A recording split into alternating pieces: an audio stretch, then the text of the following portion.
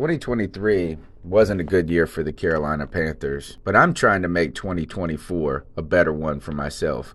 Get started on your resolutions with Factor so you're ready for the new year. Factor's ready-to-eat meal delivery takes the stress out of meal planning and sets you up for success in the new year. Skip the grocery stores, prep work, and cooking fatigue. Instead, get chef-crafted, dietitian-approved meals delivered right to your door. With over 35 meals to choose from per week, including keto options, calorie smart, vegan plus veggie, and more, plus over 55 weekly add-ons, you'll have a ton of nutritious and flavorful options to kickstart your resolutions. Skip that overpriced takeout trap. Factor is cheaper and way more delicious than takeout. Get chef-crafted, restaurant-quality meals delivered right to your door, and they're ready to heat and eat in just 2 minutes, which means more time for you. Head to factormeals.com/C350 and use the promo code C350 to get 50% off. That's code C350 at factormeals.com/C350 to get 50% off.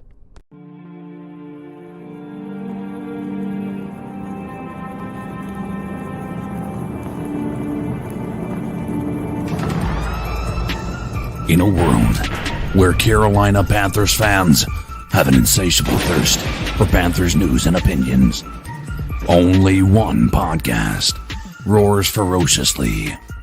It's the C3 Panthers Podcast. What's the deal, Panther fans? We're here after the Carolina Panthers fall to the Dallas Cowboys 36-28 in a game of mixed emotions where everything needed to go right for the Carolina Panthers in a tough spot on the road against a team that has been clicking on all cylinders offensively and has been impressive, more impressive than expected under Dan Quinn defensively. So we knew that this Carolina Panthers game, everything was going to need to go right, and nothing seemingly did go right in the end.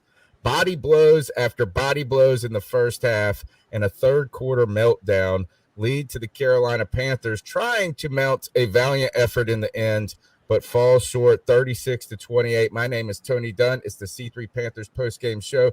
We're here to help break down what happened today as the Carolina Panthers suffer their first loss in the first time that they've played behind all season, and the first time, I guess, that we got to come on this show, Cody Lashney, after a game and talk about the things that we probably already knew to be the case. Yeah, Tony, we did already know it to be the case. One, we know that Sam Darnold is a damn good quarterback who's having to make a lot of really good throws behind a really bad offensive line that continues to get worked and, frankly, in my opinion, swayed the tides of the game today in the favor of the Dallas Cowboys. We lost a lot of situational football. We ended up turning the ball over too much. The referees were working against us. But overall, man, we really have to look forward and evaluate this team honestly, and that's what we're going to do here today. And you know what? You already know we're going to do it with the best Panther fans in all of YouTube. Tim Tizzy, Tim Estes, Big Daddy P, Ross Gold, Will Horsley, ATX19, Tony Dunn. Ain't nothing to it but to do it, brother. The crew's all here. Let's roll. The number one defense in the NFL went against what is really becoming the most explosive offense in the NFL, I guess, aside from the Rams at this point.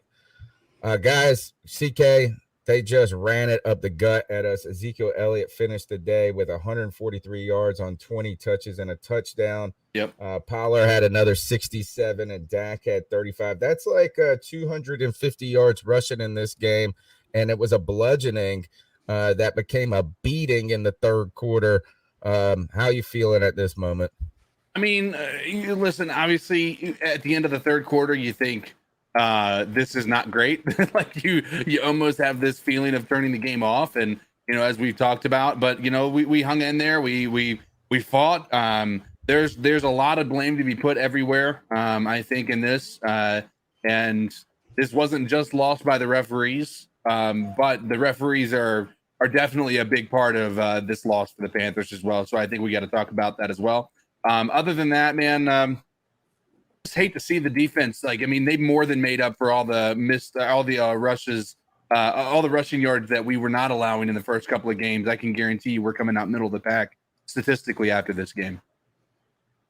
Joey Esquivel, let me know if that fixed my mic. Hopefully, I'm also kind of nasally, but he said I sounded like I'm in the car. Greg, you said at the end of, I guess, the first quarter or wherever it was, is you said I stand with Sam, and he played the most rushing touchdowns through 4 games for any quarter or any player or whatever, or quarterback in history, whatever it was. He has the most rushing touchdowns in the NFL right now. I don't know if that still stands. There's still football being played, but yeah, he has the most rushing touchdowns in the NFL this season. The most rushing touchdowns by a QB in the first 4 games in NFL history. Right. That was an awesome stat. Greg, it was the first. Baby. Greg, the first game that were in the second half, we saw Sam Darnold make some mistakes. Tell me, are you still standing with Sam? I definitely still stand with Sam, man, because like I said, he's still showing me that he has the presence and the mindset and the heart and the desire to win, and he's doing what he can. I got to agree with Cody on this one, man. A ton of this falls in the offensive line. Yeah, Sam made some mistakes, but I felt like on a couple of those throws that he did, overthrows, deep balls, it looked like the receiver gave up on it. If they just kept running full speed, they may have been able to catch it, but I don't know. I'm not there. But look, man, at the end of the day, we're 3-1, okay? No matter if we lost this game or not, based on what happened, people still have to actually start to put a little respect behind our name, because we almost had an amazing comeback. We had one bad quarter of football, and it was bad offensively and defensively in the third quarter. If you switch Dallas and Carolina's third and fourth quarter, where Carolina did what they did in the fourth quarter and the third, and Dallas does what they did in the fourth, we did in the third, we'd have ended up being up big and losing the game. I would rather lose this way than being up big and having them come back and lose that way. So Sam Darnold showed me a lot of heart, and I definitely stand with Sam. So, big fan. I'm a big fan of our guest coming on right now, Sarah Taylor in the house. How are you? Hey fellas, what's going on? And you're a big Zylstra fan, and Zylstra had a big time 55-yard. I know. I've been telling you guys for 2 seasons, put this guy in. He can make some plays. He's better than Marshall. He's better than Marshall. He made that play because they sat more for that one particular. I don't know about better than what. Listen, he made some damn good plays. Look, no, nothing but love for Zylstra, man. He has his ardent fans, and he definitely won over some more today. So shout out BZ. We'll talk about him more a little bit later too. Yeah. All right. The number is 252-228-5098. It's the C3 Panthers podcast. It's the post-game show where we're going to get you through this moment and get on to next week. Next week, we got the Eagles, so we'll be looking ahead and not too long, but we're going to have to take care of this tape, right? You got to go and reflect and look at what happened and what we can learn about our team if we want to get better. So you can help us do that by being a part of the chat room, smashing the thumbs up button, subscribing to the show. Cody, let's go ahead and jump right into it. For me, like I said, this was all a story of everything needs to go right, particularly when you have an offensive line of the pedigree that we have, should we say, which is not a good it's a mutt. We got a mutt. We got the ugliest mutt line in the world. I-85, words of the coach. There's like nothing good about Lawrence, it. By the way. No. There's nothing good about this line, but that's when you know everything has to go right. When your offensive line stinks, right? You're not going to be good at playing from behind, right? On top of that, when I say everything needed to go right, we knew from the very first play nothing was going to go right. The Carolina Panthers dial up a blitz, I believe. Sack fumble that leads to, it wasn't a sack fumble. Somehow he passes Ezekiel Elliott. It's like an 8-yard gain. Mm-hmm. This happened like 7 other times in this first half right here, where the defense generated some sort of positive play, but somehow Dallas withstood the body blow after body blow and got yards out of it. At one point, the Carolina Panthers offense was converting 66% of their third downs, and the Dallas Cowboys only 33%. We walked into the half up a point, 14-13. We're ahead in this game, and we had a lot of things go wrong for us in the beginning, and I kind of felt like, man, we popped Dallas in the chin a couple of times early on, and we didn't knock them out. And when Jeremy Chin bulldozes this guy and gets what is clear fumble. It really felt like at this point, man, I don't know how this is going to go, except for we're going to come out of the half with the ball and we're going to put a stamp on it. And then, nope, we just got mollywomped in the third quarter, dude. Can we talk about that Jeremy Chin hit real quick? Yeah, but I want to say this first, though, and we're definitely going to jump into it. But I don't want to do this thing that I hate from salty-ass fans whenever we beat a football team, where it's like, oh, the refs gave y'all the football game. The refs are on their side. Yeah, these calls were fucking terrible, and we're definitely going to talk about it more. But I'm not going to sit here and bitch the whole podcast that, oh, the referees are why we lost this game. The Panthers had opportunities to win, and we had some very key personnel failures that stopped us from being effective in this football game. We started out really good on offense. I mean, we got beaten up on our first defensive drive to start the game. I mean, they pretty much went up and down the football field, ran all over us, and then the offense came on field and drove down the field, man. And they really looked good to start. We were going tit for tat with them. It's somewhere around the end of the second quarter through the start of the third where the Panthers just fall flat. And to me, it's always because of this offensive interior. And I've been saying the interior, but it's not just the interior. Cameron Irving now needs to be inserted back into this trash offensive lineman conversation that we've been having because homeboy continues to get his ass whipped. And even when he's ass whipped, he's taking off helmets and getting penalties and shit. Our offensive line is a problem right now.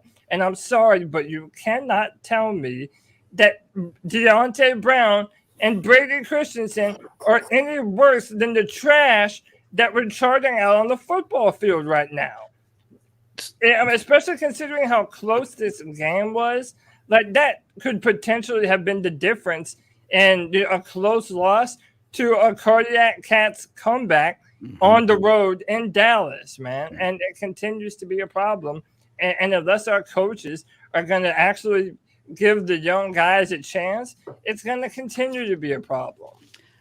Cody, I'm on your side with this offensive line thing. You know, I've been trying my best to pretend like it's not as bad as it seems, but it really, really is bad. And I'm going to bring up the age-old argument that we have on this podcast is coaching versus players.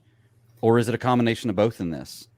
Because it seems like we sign players that have played well in other teams and they come to us and they suck, and vice versa. We have players for us that suck and they leave to go to other teams and they don't play half bad. So do we just have bad coaching in Carolina on the offensive line? I think our coaches are making wrong personnel decisions. Okay. I actually think that we're actually pretty well coached. Minus a few things here and there, our performances through 4 weeks, I think I can see examples in all 4 games of some pretty damn good coaching. I think, one, how about this? J.C. Horn being absent really mattered more than even we thought that it was going to, maybe. And Burris. And Burris. I mean, yeah, but we have to talk about this, though, is that like when we say we're not blaming it on the refs, and I'm not trying to blame it on the refs, but when everything has to go right for you to get a win, when your defense has puts up basically creates a turnover here that does not happen. And then Dallas goes and drops that beautiful ball to Amari Cooper down there, and we see CJ Henderson. Then that brings up the JC Horn talk, right? Is that ultimately this was a cascading of events where we withstood a lot of the adversity in the first half. But when we come out in the third quarter, everything we needed to go right did not go right, and it was atrocious. It started with the offensive line, then the defense got torched, then there was the desperation interception by Sam Darnold where you're just trying to make stuff to happen under just complete panic on. I mean, he wasn't panicking, but there was no protection, right? We just got beat up in a street fight in the third quarter. Yeah. I mean, they landed body blow after body blow, and a lot of it had to do with their offensive line. And what I thought could happen to us in the Saints game actually happened to us today. The Dallas Cowboys are an example of a football team that highly prioritizes offensive line. And that it's also not a coincidence that you're seeing Dak Prescott playing the best football of his young career. He's playing really well. Because of that very reason. He has protection, and they're able to run the football with Ezekiel Elliott and Tony Pollard.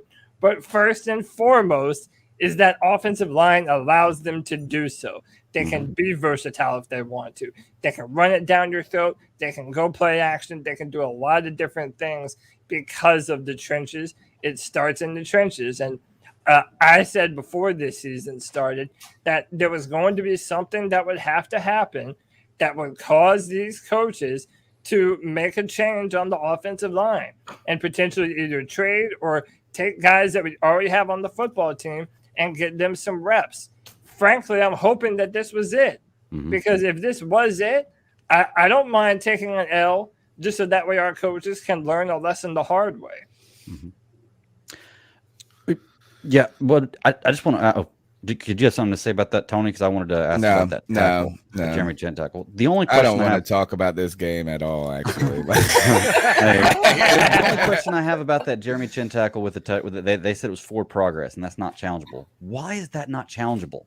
Like what sense does that make for that not to be challengeable? I can answer that. I mean, it makes it to a degree. I get it, because basically it's the equivalent of a dead ball. Like if they had a fumble, but they had ruled it incomplete, but it was actually a fumble, and they had blew the play dead, and the other team 5 seconds after the play was blown dead decided to pick the ball up, and that was a clear fumble recovery, but it was after the dead ball spot, then at that point in time, they can't go and overturn that. What they're saying here is they blew the whistle after the fumble actually took place.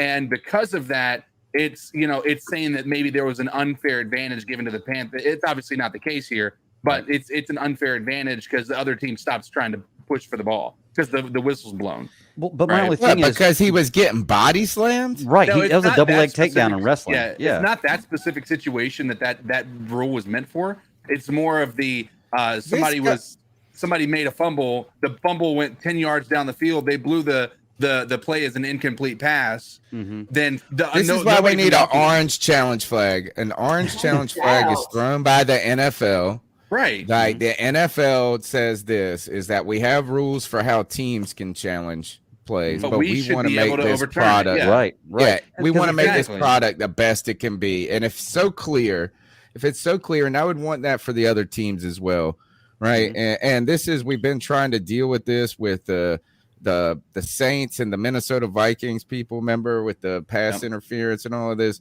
is that we want the game to be determined by, I guess, the play on the field, not by administrative hoopla. You don't want the human error to be the reason that a game is won or lost. Right. And then it won't slow it down. All right. I don't mind waiting for the right call. Let's do this before we get into the calls. What the hell is wrong with our damn kicking game? Actually, I won't say what's wrong with it, but like, we know it sucks. What sucks more, our offensive line or our field goal kickers? And is this historically going to be interwoven with our DNA from this point? We just are destined to have shitty offensive line and terrible field goal kickers. I can't even talk about the kickers right now. I just can't, because ever since Casey, it's insane. But it's insane. We haven't even used Zane Gonzalez much this season. And that's going to be the moment where you choose to put a big play on his leg. What in the fuck are we doing, y'all?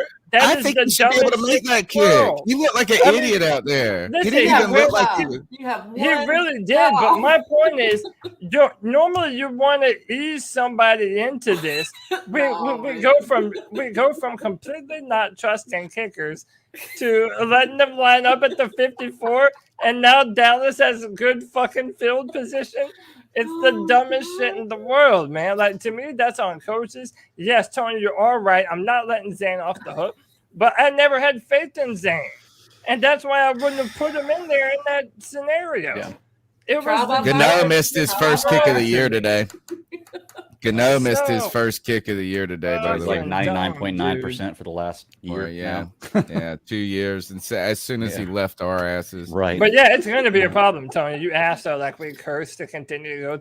I don't know if we're cursed, but this is going to be an issue that for sure is going to be a part of this 2021 team. That's for damn sure. Because what are we going to do to fix it? It's always bad when you leave it on the kicker's foot anyways. I mean, come on. You know, it's like this, and it goes back to the offensive line. I don't know. That puts us ahead. All of a sudden, we're That ahead was 3 points 17, that we left off the 13. board. So, I mean, When was that? Was that the end of the second, or was that in the? That was the second. That was still in the first half, wasn't it? Yes. God, I'm telling you, we played well in the first half. Like, I mean, we were not awful in the first half. We played well, definitely being that we were like, this is the part that I agree with Cody. I'm not going to go all in on the refs, but we played well in the first half against the referees, you know, for sure. Yes, they were bad for us in the first half. And last thing before we go to the calls, DJ Moore, stud. What a game from this guy. And all in the first half again, pretty much. I mean, not all in the first half, but he smoked it. Can we start to hear discussions of him being like top 3 wide receiver in the NFL? Like, he is really, really putting up numbers. See, really, again, like even if that was true, Greg, that he is a top 3 receiver in the NFL, it's never going to feel justified until he's in a scenario like what Stephon Diggs is with the Buffalo Bills. Like, he goes over to a different team, and now he's just an instant number 1 wide receiver in a playoff contender. If the Panthers make a legitimate push this year, then yeah, everyone's going to be forced to give DJ Moore the respect he deserves. And by the way, he's hoping for that because he wants to get paid this year. Yeah. So, yeah, absolutely. He's the best receiver on the football team right now. And, you know, I'm loving the production, the sure hands. He doesn't drop anything, yards after contact. And listen, kudos to Joe Brady because Christian McCaffrey was out. They used DJ Moore on a lot of the plays that they would be. Oh yeah, that and Greg Olsen. That one touchdown was awesome, where they highlighted it. The halfback. Greg Olsen was fantastic as a commentator today. By the way, I felt like he did his best to be unbiased, but also gave like really good information too. And yeah, he was every time that we used DJ Moore in an effective, different kind of way. Greg Olsen highlighted it. I thought that was awesome, man. Loved it. Couple of things. 252-228-5098. You can be a part of the show. Smash the thumbs up button. Give us a share. Tell one friend about the C3 Panthers podcast, longest running podcast. We're live on Tuesday nights. We got a lot of extra content coming to you throughout the week. So look forward to that. And the best way to be notified by that is hitting the little notification bell on YouTube. Let's go ahead and jump into these calls. And also, before the chat people all try to lynch me or something, when I said all of that came in the first half, nobody said anything yet, but I know they're about to. Is DJ Moore 2 weeks in? He was burning it up in the first half, and I know the touchdowns came later, but this guy's on fire 2 weeks in a row. Remember, he had 100 yards in the first quarter or something last week, so he's been off hot and looking great. In a tough situation, if the Panthers pull out this win, we'll be talking about his 8 catches for 113 yards and 2 touchdowns a little bit more on the show. But let's go ahead and jump into these calls. So what are your thoughts on catcalling? Yeah, it's pretty. You shouldn't do that to somebody. And how did that make you feel? Very uncomfortable. So how do you think catcalling makes the person feel? It feels good, like. Who's that cat sitting in the back corner with his face buried in his nose? Who's that kid that can use one?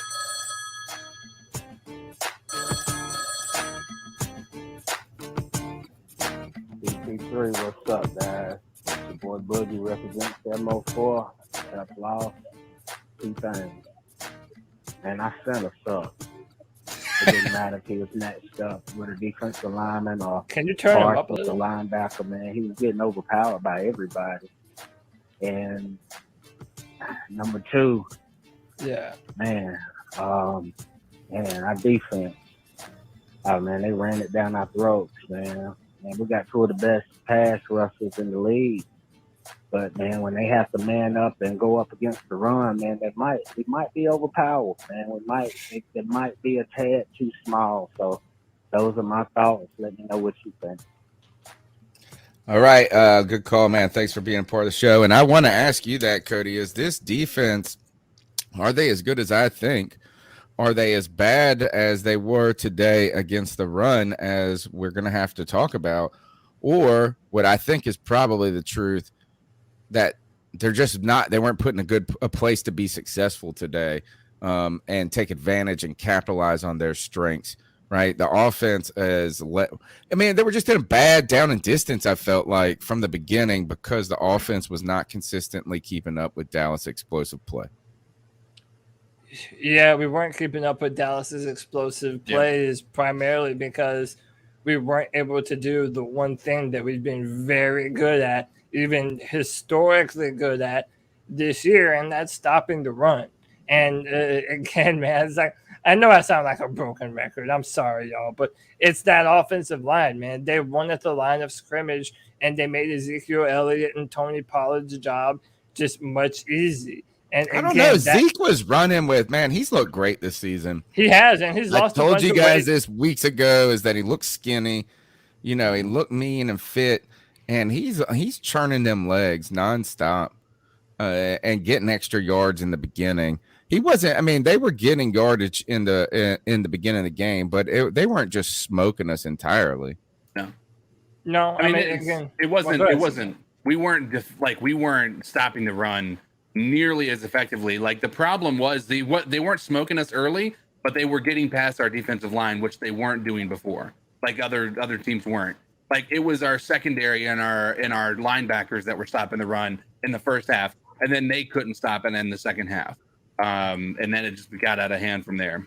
This is the first game the Carolina Panthers have trailed in the entire season, and I think that one of the reasons we've been so good, we've played so well against the run, is not because we've stopped the run with some kind of crazy consistency, but teams have not been able to run the ball on us because of situations at this point, right? Dallas comes out and gets ahead, and then they get to run the ball and go kind of bludgeon a little bit more, and then that negates our pass rush. If the Panthers are up 10-0 on this team, I don't know if those Zeke Elliott's up the middle are as effective or as common. So I really think the situation it's tough. Like, this team is kind of built to play from ahead, and maybe what team isn't, right? What team isn't built to play from ahead? Yeah, not only are we built to play from ahead, but again, even when we're playing from behind, normally that gives the opposing defense, that lets them know, especially once it's more than one touchdown, okay, they're going to need to throw the ball to be effective here. That gives them all the rights to send extra pressure to make the quarterback extra uncomfortable. And again, even those 2 interceptions by Sam Darnold late in the game, I mean, he was just trying to make a play. And again, he had no time. It was desperation time, but they weren't good. They weren't good passes either. I'm not saying that they were good, but that the pressure was what caused them. Yeah, pressure is. I think that this is the exact situation that he found. I'm not going to say the exact situation. Maybe I should be a little more direct on that. But he found himself in the Jets, where he has to be the hero, and because nothing else was working. Our run game wasn't bad, but you have to abandon it when you're down by 3 scores, right? And so we found ourselves in a situation where Sam's having to put the ball in his hand, and yeah, he is not completely I wanted to come into this. I was thinking all these excuses for Sam Darnold. This was a bad game for Sam for the third quarter, I guess you could say, right? It was similar to the second quarter last week because he didn't have any really good stuff going on then, but it wasn't a great game for him, and he made some bad mistakes, and that is on him. But the thing that was most important to me is when the game was continuing to be on his head, he was still throwing the ball with efficiency, and there towards the end, he kept the Panthers in it when he needed to. So I think that that's far more indicative of who we've got in the quarterback now than his time with the Jets. Yeah, it's hard for Darnold to make a pass when he had a defender in his face every 2 seconds. I mean, seems like every play, it was right there. it was like, dude, hadn't even have a chance. It did really feel like in the third quarter that you looked on Darnold's face and you felt like, oh God, this guy feels like he's back in New York again. But you know what though? He didn't respond like he was back in New York, because look, Sam missed that big time 3rd and 8 to Robbie Anderson. And Robbie Anderson was wide open, and Sam Darnold just sailed it right over his head. That could have been a big time game killing drive, right? But the very next play, that's when Sam goes through his progressions. It's 4th and 8. And hey, Sarah, he found your boy, Brandon Zylstra, wide open. So it's like, dude, that's the kind of response that we need from Sam Darnold. I know you're going to fuck up, dude. I know you're going to throw some stupid interceptions. We want you to do that if it means that we're pushing the ball downfield, which is what we complained about all year last year that the Panthers didn't do.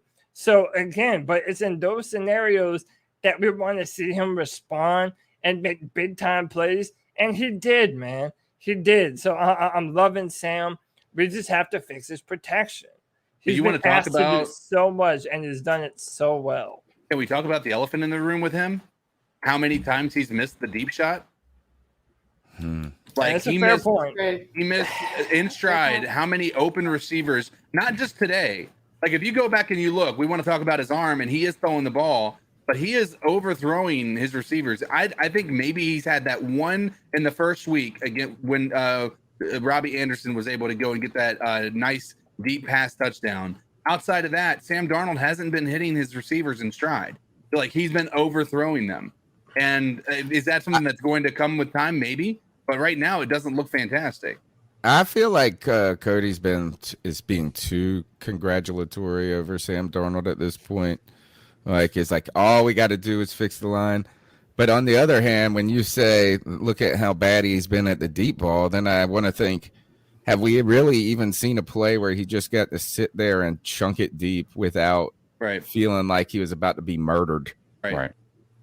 When he does, I'm saying I have more faith that Sam makes those throws than doesn't. And another criticism I'll give him is this. Early in the game, that first offensive drive that we had, I felt like, even though Pat Elflein got beat, I felt like that sack was also on Sam Darnold. He had time and the ability to be able to roll out to his right and extend the play and move the pocket, and he just kind of stood there. And he stared down his first read the whole time. So, again, I mean, he hasn't been perfect. He hasn't put up that one perfect performance yet. But I just think in spite of what he's had to deal with, 1, no Christian McCaffrey, 2, bad offensive line, to me, he's been very impressive and has exceeded my own expectations for him. I would agree with that. I think most he's exceeded his expectations. Tracy's baby says the O-line was good in the first half of this game. Stop with the excuses. You ain't been watching, bro. How do you know? You've been watching the Cowboys, dude. You have no idea this is that the Panthers were up. The Panthers were up going into at the end of the first half, right? So it's like the excuses aren't being made in the first half. It's the third quarter that there are no excuses. It was a beat down third quarter. Let's go to the next call. Yeah, this is well, hell, you know who it is. Listen, I'm just going to say this. Enough of the bullshit. Let's stop pretending that Matt Rule is the next great coach. Let's stop pretending Sam Darnold is the next great quarterback. Did Sam do good things? Yes. Did he do bad things? Yes. Are we still in rebuild mode? You're damn right we are. But if we're going to play this game, let's stop playing piss ass and putting these undrafted, no-name bullshit fellas out there and play defense. Sam Franklin is nothing more than a high-quality special teams player. Chandler, dude, I don't know that he even qualifies to be a special team player. Yeah, and, he was rough. And we can't do better at the free safety position. Let's throw a corner out there. Any corner. It don't matter. They can't do no work with that there now. And Justin Burrows, that guy ain't worth a shit anyway. The offensive line, if you can't do better than left tackle Cam Irving and center Matt Paradis, then let's just close up shop and forget the rest of the season. Don't even play the damn shit. Because if I was head coach, I would tell them boys before they got on the plane, your ass is gone. Fact is, you might want to go over and talk to Jerry and see if it might be in your best interest just to stay here. That's exactly word for word what I said. I love it. Today without stop. How are you going to kick Justin Burris on the side of the road, man? My man ain't even out there today, and we came out and kicked him on the way out. Hey, shout out to Panther Rule. This is my favorite call thus far. We haven't heard them all, but right now, this is my favorite one, man. Chandler had a bad day. Listen, I said before this season started that this safety position was a problem and that we had no depth. And outside of Jeremy Chin, we really didn't have a lot of guys back there to be able to make a whole lot of plays. We weren't getting really torched today, though, with these big ass passes. Why the man? What does safeties do today? Dude, there was some wide open touchdowns for the Cowboys. Wide open. Yeah, they were pretty wide open at that point. All right, if you thought that was your favorite call, you'll love this one. Oh, here we go. Man, our offensive line sucks. That's it. Our offensive line sucks. All right. Was that Joey? That sounds like that was Joey. That was definitely Joey. Yeah. All right. Let's go Chuck in Elizabeth City. Cody, hey guys. Chuck from Elizabeth City, aka Carolina Sports Guy. Well, what up, Chuck? I guess the Cowboy fans will probably be all on your side tonight like termites in the wood talking shit.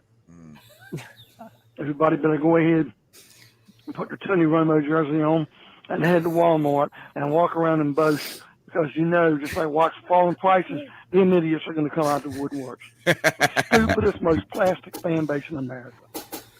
Or one of these fans. Chuck's a good call. What the hell happened, I don't know. But I want to give a props to Darnold. He might have had 2 interceptions, but the man was shortchanged. This offensive line is still a disaster. But let's put it behind us. In the next 4 or 5 weeks, if everything plays out right, all easy, winnable games, although no game is easy, but we'll bounce back in the win column. All right. We're trying to find some balance between, who was it, Panthers Rule, who wants as Lynn said, the scorched earth approach. And I think what Chuck is implying here is that, like, look, this is kind of a tough game on the road. Right. Is that if there's a game, you want to win the games you're supposed to win on your schedule. And if you really looked at this, like, this is a game, this is tough. If the Panthers go out and win this, all of a sudden it's a giant statement about the team going forward. All of a sudden you're starting to wonder, can you make it happen with this offensive line? But I think today we just saw a lot of things that we know that the Panthers are going to have to work on throughout the season. And that's going to start with this offensive line improving from week to week. And it's going to next start, first thing, offensive line improving from week to week. Number 2 is not coming out in the second half and just having a lull. We have to be more consistent throughout the game in our offensive production. And that's where it is. Our offensive production, our defense has been very consistent. I don't even think today should be we should really look too negatively on them. They were put in a very difficult spot throughout the game. Again, you go into halftime, you're up by 1. You've held this team to 13 points. Yeah. Did Mike McCarthy make some stupid calls or some weird calls, like declining the penalty, this and that? I mean, they had some weird calls in their first half that helped us out. But the defense has been consistent throughout this season, despite today's point total and the yardage on the ground. The offense has shown us moments where we think they could be good, but cannot consistently put up points. We do need to remind no Christian McCaffrey here. So tough loss today, but I don't think one that makes me think that this cause of the Carolina Panthers 2021 season is ready for us to roll over at this point. No, for sure. Definitely not ready to roll over. I mean, we're 3-1. We're still at the top of the division. The Saints lost today. Good. Fuck the Saints. The Falcons lost today. Good.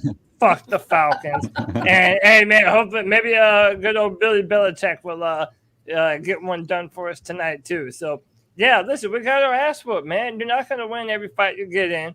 Lick your wounds, go back to the books, and figure this shit out. And what I'm hoping comes from this is that our coaches sit down and have an honest to God discussion about this offensive line, because it's not going to go away, man. Like, Pat Elflein isn't going to all of a sudden just learn some better technique and then, hey, he's really good now. He'll get better and more consistent. No, that shit ain't happening, dude. We either need to play our younger players, let them iron out fine-tune the mistakes, get all those out the way, and play big boy football, man. You're not going to have a problem running the football if you've got Deontay Brown doing work out there. And, oh, dude, that's another thing. I know I'm long-winded. Apologies. But I was really won over by Chuba Hubbard today. I thought Chuba Hubbard made some damn good plays. Amen. He did have 5 tackles for loss, though. But you're right. He did have some good That ones. was offensive line. This poor guy was getting smashed in the backfield before he even got the ball. He does not go down upon first contact, man. This young man wants that smoke. I'm loving what he's doing. It furthers my opinion that running backs are kind of cycle them in and you can make them work. And Chuba Hubbard's been doing a damn good job, man. Let's go ahead and put it out there. Cody doesn't want Christian McCaffrey anymore. Let's go ahead and say it. Oh, God. Everybody. All right. Now, I will. To back up his point is if Chuba Hubbard starts playing with some confidence, he can be really dangerous. Oh, yeah. That's the thing is like you're starting to see. I felt like he started to settle down, right, in this game. He got a couple of good runs to start, and all of a sudden he has to start believing in himself more. Yeah, sure. Our Panther fans, have we been critical of him to this point? Certainly, right? On top of that, has he given us reason to be to some trepidation? Yeah, he's dropped the ball. He hasn't been playing that great in the entire time. But his coaching staff, give them some credit for just like having confidence in the people that they drafted, like a Tommy Tremble, like a Chuba Hubbard. And despite these one-offs, is they said, look, all of a sudden, we believe in you. And when you're going to be able to see it on his face. And I almost thought we were seeing it happen in front of our eyes, is that he was starting to believe in himself in that first half. As we go to this next call, Cody, I want you to think about this question. Someone said in the chat room that I was coddling the defense. Was the defense that bad today? Were they truly that bad? Or was there something deeper to the issue, or maybe not? I just don't know how going into the half up 14-13, this defense was so terrible. And then, I mean, gosh, at some point they're going to get tired. At some point they're going to get exposed. Anyway, am I coddling the defense? Think about that while we go to the next call. The number's 252-228-5098. Hey, guys, it's Chuck from Elizabeth City here, Carolina sports guy. I got to stop a minute and spit the chunks out of my mouth. Kevin Burkhardt, this announcer, is so pro-Dallas, it's making me sick in my stomach. But I tell you what, Sam Darnold's playing it good. We miss McCaffrey. While my guys' defense has got to tighten up a little bit. They're doing what they can. This second half is scaring me a little bit because I can see how the media is going to push this game in the refs and that plastic fan base and all of Walmart and that stadium in Jerry's World trying to push Dallas for a win at the end of this game. We got to find a way to hold on and win, guys. We deserve it. All right, let's keep going with the calls. And again, you guys be thinking, am I giving the defense a pass? Or are they really, did they just have a bad day? Or are there significant weaknesses? The number's 252-228-5098. C3 fam was good. It's your boy, JD, Justin. Hey. JD, what's up, bro? L today. I hate that it happened like it did, but we took the L. Bro, Rule, the coaching staff, they got to get right with this time management. We should have held on to them timeouts. There shouldn't have been no issue with them calling timeouts to stop the play clock. They got to do better about that. We need O-line help. Like this line got to get better, bro. They made Dallas look like they were fucking elite. They did. Dallas's defense did to us what I thought we'd do to them. And when I'm speaking on the defense, bro, our defense picked the wrong game to decide not to show up. Obviously, that part of that is Dallas's offense. They might be starting to gel. I was hoping we'd be able to shut down the run. Clearly didn't do that. We did fairly well against the pass, but we let Zeke and Pollard fucking eat, bro. And you don't win. You don't no. It don't matter what level of football you at. You don't win if you can't make a team one dimensional. True. And Dallas did whatever they wanted to. Third quarters. Again, coaching got to get better because if we'd have been able to hang in there in the fucking third quarter, we might have actually been able to do some shit in the fourth. We go out and do absolutely nothing. Let Dallas fucking go off on Is that Dan? A lot of learning at this point. It's not a bad loss. They showed some grit. Sam threw 2 picks. That was piss poor decision making. But he showed some resiliency. Went back out there in the 4th, threw 2 touchdowns. Proud of him in that sense. Better play calling, better execution. Hey, it's a bummer. We got to wallow in this shit for a few days, and then it's on to whoever the hell we got next. I ain't even paying no attention to the schedule. Is it Eagles? Eagles. Right. Eagles. I ain't too pissed off with the loss. Disappointed. I ain't really pissed off, but this is a call of the night for me. Kudos to the boys. Panther Nation, keep pounding. Hey, that's Justin right there. Yeah. Hey, but before we go into Justin's fantastic call, we've got 116 people watching. CK, give me that shame, baby. Let's take a look in my eyes for just a moment. I need all of you who have watched this for at least the past 10 seconds and not hit that like button. Do me a favor. Move your finger over to that little thumbs up right there, bottom of the screen. Hey, hit that like button. This is subscriber shame. Subscriber shame in your face. Hit that thumbs up button. Listen, we were expecting to win today, but we're here giving you some free Panthers therapy. Hit the like button, hit the subscribe button, and hit that notification bell so that way you know every single time your therapy session goes live. That's all you got to do, man. All we ask for. But yes, fantastic call by my man JD, man. Yeah, Justin, I'm optimistic going forward. Right now, I'm thinking that we beat the Philadelphia Eagles even after the performance that we gave today, man. Like I'm not ready to, freak out. And I think what makes it better, and tell me if you guys agree or not, it's the fact that we responded. The Panthers didn't get blown out today. We got slapped around a little bit, but we kept it close. We kept 100%. It competitive, and we didn't get absolute slapped in front of the world. I mean, we had a respectable. Well, we did for a minute. It looked like it for a minute. Thank God. We give up. I mean, we didn't give up. So. Can we talk about how bad of a coach Mike McCarthy is, please?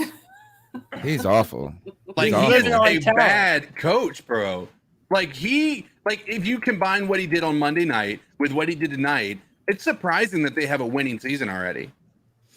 Like it was really almost surprising. Started to feel like this is that that narrative of the Cowboys are going to screw up. Like right. I almost started to believe it at 7 minutes left in the 4th. I was like, everybody, they're over there like partying, and the Carolina Panthers about to go score, and we're going to do something. It was, I'm going to circle it back to the caller, and we're going to work all of this all into one. First of all, I love that call because he should come on the show and just sum up the game. I mean, I felt like he went from point to point so seamlessly. But when it comes down to it, he started with our coaches. And if you're talking about Michael McCarthy and their problems, they gave us an opportunity late in the game, but we had no timeouts. And why we don't have these timeouts, I do think that you have to call the timeouts at certain cases so you don't just ruin a moment entirely. Like things were about to get away from the Panthers. But it's inexplicable to me how in certain situations we're just not ready to go run the play we know we have to go run in that moment. And having some timeouts at the end would have conceivably helped us at this point, right? So let's start with that point. What is going on? It seems to be a communication issue. Today, we had a problem in what I don't think we've had all season, which is the clock getting down to the double zeros, right? And that's why they were calling these. Why was the Panthers' offense just overwhelmed at this point? Where do you think this breakdown started, guys? I feel like it's a coaching personally. Like we say that we haven't seen this all year. We have. Like I have felt constantly when we needed to be in hurry up, like even last year, like our offense is the slowest offense of any team. Like when it comes to like actually like a 2-minute warning, like nobody's rushing. Nobody is like feels like other teams have their shit together way better and more effectively than we do. And I think that boils down to coaching. I feel like that there's an issue when you're in the final 12 minutes of a game and you're letting the clock get down to 0. I don't care what the game plan is and the fact that you probably want to slow it down for Sam Darnold to make sure he's not sitting there overthinking things, but that's bad coaching. That's something that you need to be able to preach on and maybe need to practice more, because we want to bury Teddy Bridgewater for saying what he did, but I almost wonder, like, at this point in time with what you see from this offense, when time is of an essence, like they're not putting that things together and making this look like it's a effectively run NFL squad. Next point on the list is, well, we've already talked about the offensive line. Let's stick with the coaches, Cody. Is Joe Brady the mastermind that you believed him to be? Is he brilliant? Is he learning on the job and doing pretty well? Or do you think he needs to make up some grounds, because some of this has to come back, like you said, to coaching, and he's part of that conversation? It does. But I mean, listen, I'm not going to sit here and say that I haven't been impressed with what I have seen. I mean, it's one of those things where when the play goes well, we're all heaping the praises, and then when it sucks, we're shitting on them. But I think for the most part, what we saw today is that when the Panthers didn't make a play on offense, either of two things happened. Either our offensive line was getting absolutely dog walked, or Sam threw a bad pass, or the Cowboys just flat out had good coverage. I don't really recall a single time where we saw Joe Brady and was like, dude, what the hell is that play? I felt like we've seen some of those before. We didn't see them today, but then also we made a bunch of big time 4th down conversions. I mean, even giving the ball to Robbie Anderson on that jet sweep when they're all thinking that you're going to run on 4th and 1, that was a really good play call by Joe Brady. And Greg Olsen even mentioned it on the broadcast and said, Joe Brady's calling into Matt Rule, says, no, put the offense back on the field. I got this. I got something for him. And then later on that 4th and 8, I believe it was at the end of the 3rd quarter that, we got that ball to Zylstra. That was a good play. It was a good play call, and it was a good execution too. So, I mean, we haven't had that lights out performance as an offense yet. So it's hard for me to really anoint anyone at this time. Sure, right. But Joe Brady is not a problem on this football team. And dare I say he's even an asset at this time when he doesn't even have Christian McCaffrey. I think we need to think of Joe Brady as he's going to get better. Yeah, that's the hope. And is that do you want to judge any player or any coach by like, well, they weren't perfect, so then they suck, right? Or they aren't transcendent? I think we need to work on situational football a little bit more. We need to get a little bit more into thinking about the clock always, like the clock being part of our routine. And I think improved communication. Right. I just hate to see us having to take the timeouts, hate having to get delay of game penalties. This happened last year, and it didn't happen as much, the delay of games. I felt like we hadn't had to do any of that. It felt a little bit more cleaner today. We even felt like it was like, oh, crap, we're getting a little overwhelmed. But what I really liked about Joe Brady here is when I was starting to panic, he didn't. And it was like this yes, it feels like we are so far behind, and it feels like the momentum has shifted to Dallas, but we're not going to be able to win this game in one play. So go run the ball right now. Go pick up 8 yards. Go move the ball. And it didn't seem like entirely. I did like this about this team is that we got beat up, but we kept getting up. And we showed some resolve. And I don't think that Joe Brady panicked. That's my kind of opinion. Let's go to the next call, 252-228-5098. C3 is Justin again. I felt like I need to call in and further elaborate on. He's going to take the show from me. I'm going to ask him to host it. I'm honestly. He's great on Fridays, man. Or he's very good. My hope for Joe Brady being a wonder kid as an offensive coordinator. Oh, perfect. He's he's leaving me wanting more. Game in and game out, he's leaving me wanting more. We have way too many, like the skill position is loaded with talent. The offensive line obviously needs to be addressed as soon as possible. But some of this man's play calling, like situational play calling, and overall, it's not been like he's no Sean McVay. And that's what people were hyping him up to be, Sean McVay. Like, but he's also ain't in his second year in that man's stratosphere. I would have loved to see us put up more points. Like I said, the third quarter lows, team coming out flat. You saw Dallas's corners were just sitting on our routes. All that underneath, they were just flat-footed, waiting for the ball to come out to break on it. Yeah. He after the first few plays of seeing this shit, it should have been take shots downfield, go across the middle. JD, I disagree with you, bro. I can't say all of that and act as if Sam was perfect today. Sam needs to work on his deep ball accuracy. He left a few of them. There's that one shot to Robbie where he sailed way too high, like way too far down the field. Overall, like I said, not disappointed. Not too upset, but extremely disappointed. All right, man. We appreciate the call. I disagree though with the Joe Brady stuff. Is like as we've heard all the talk about the Cowboys for the last 2 weeks. We've watched the Cowboys, but I think they've been in prime time plenty. And all I've heard is Kellen Moore, whatever, isn't that his name?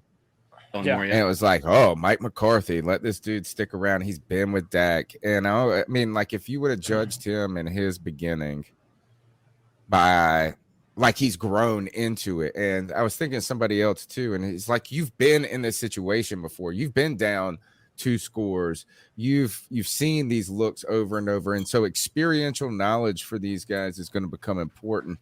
And I think we're going to have to judge Joe Brady on that experiential, like later, like we have to give him time to grow with a quarterback. And it does not look like he's been overwhelmed at this point. No, and listen, like, who do we give credit for? Obviously, Sam Darnold himself. But Sam Darnold keeps on putting up 300-yard performances. And again, that's with this offensive line. So the part where I disagreed with Justin, you were saying that the Cowboys were sitting on those routes.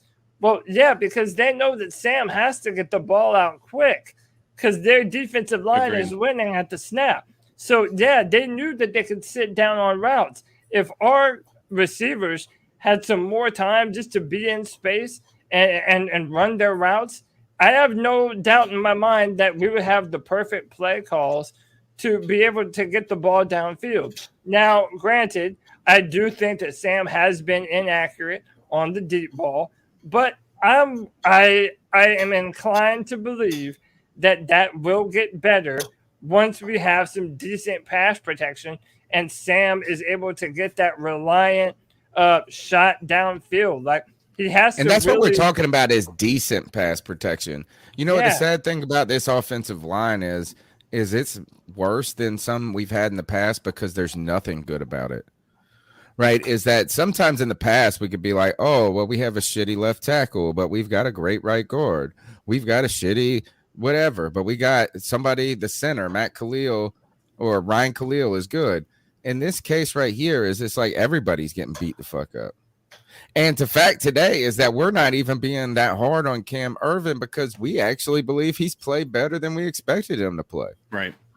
Right. It's like it's just a big shit sandwich all the way across. Yeah.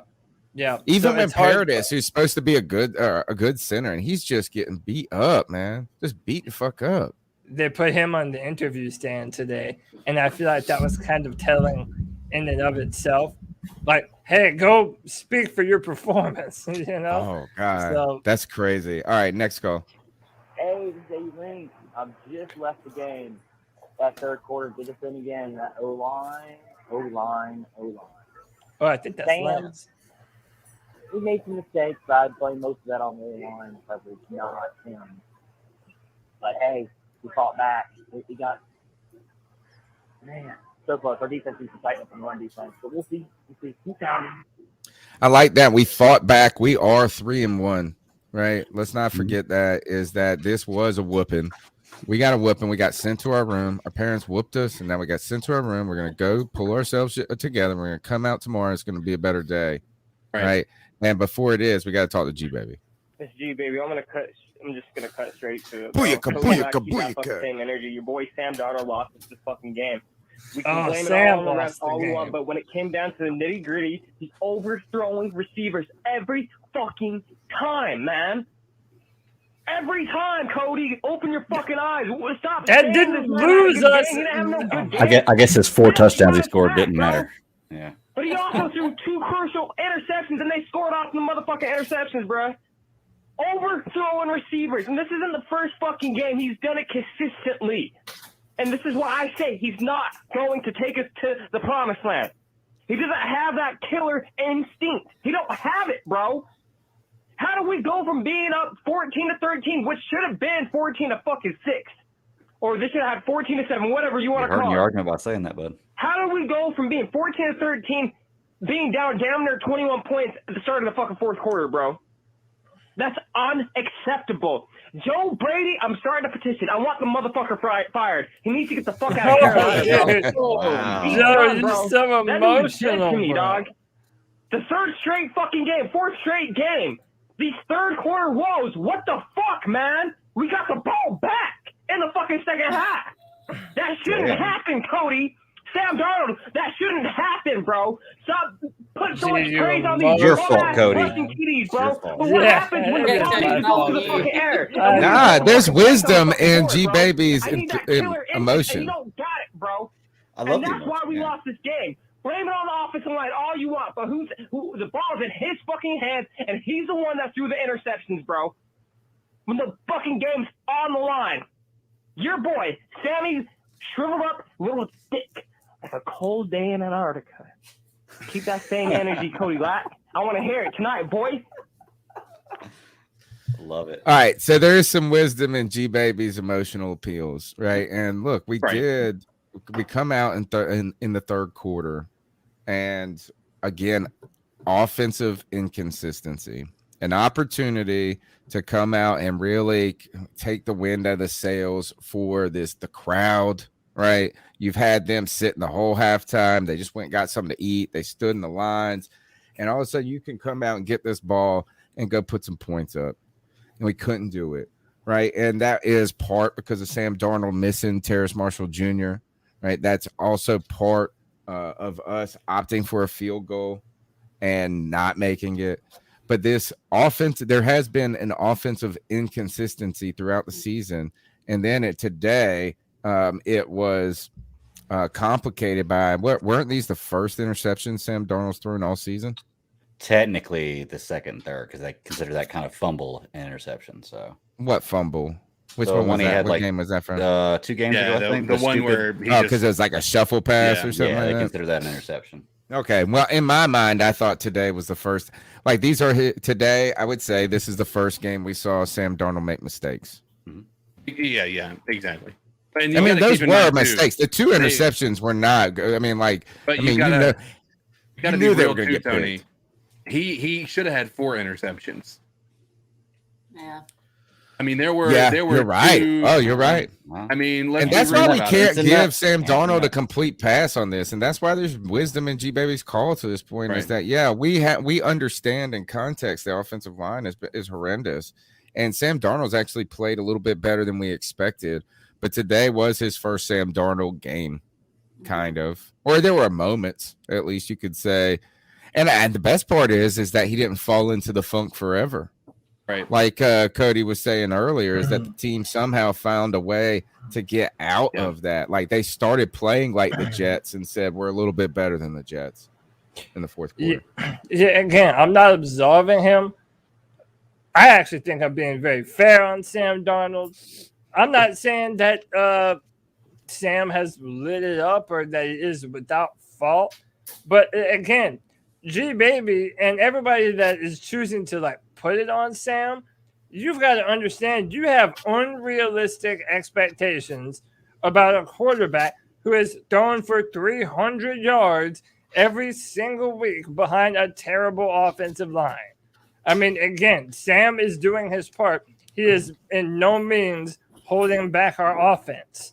Like, no one can. I would agree with that. Until but last week when you problem, guys were gushing him after the Houston game, all you said was this: is like he did everything perfectly possible, and today he didn't do everything perfectly possible. He didn't. It's true. The main thing is, and this is what I think we were all wanting to see from Sam Darnold, is when you play from behind, and it is going to end up being a shootout, whether or not you're going to be able to respond. And he didn't at first. Right. And I think at that moment in time, we had an opportunity to crumble. Right. We could have just like tucked our ears back and not actually put up a fight. And we did. And Sam Darnold was very efficient and he was very effective. But to G Baby's point, and I mentioned it earlier, he hasn't been great with the deep ball, which is something that we've been wanting to see. Like when I say not great, I would tell you that he's probably been below average with, throwing the ball beyond 20 yards down the field. Like he's got one pass that was a 20-yarder, and that was to Robbie Anderson for that touchdown in week 1. Everything else, he's had wide open receivers just nobody to stop him from going for a touchdown, and he's just overthrown them. And sometimes it's just by a foot or two. Sometimes it's in the fingertips, right? And that's nice to see, but I'm hoping that we can see him pull it together because I think that's most important in my opinion. If he can find a way to get that timing and get himself settled in, then we have an opportunity for him to actually be explosive. Right now, we're just not seeing it. Well, we had all right, let's go. He can play with pressure too.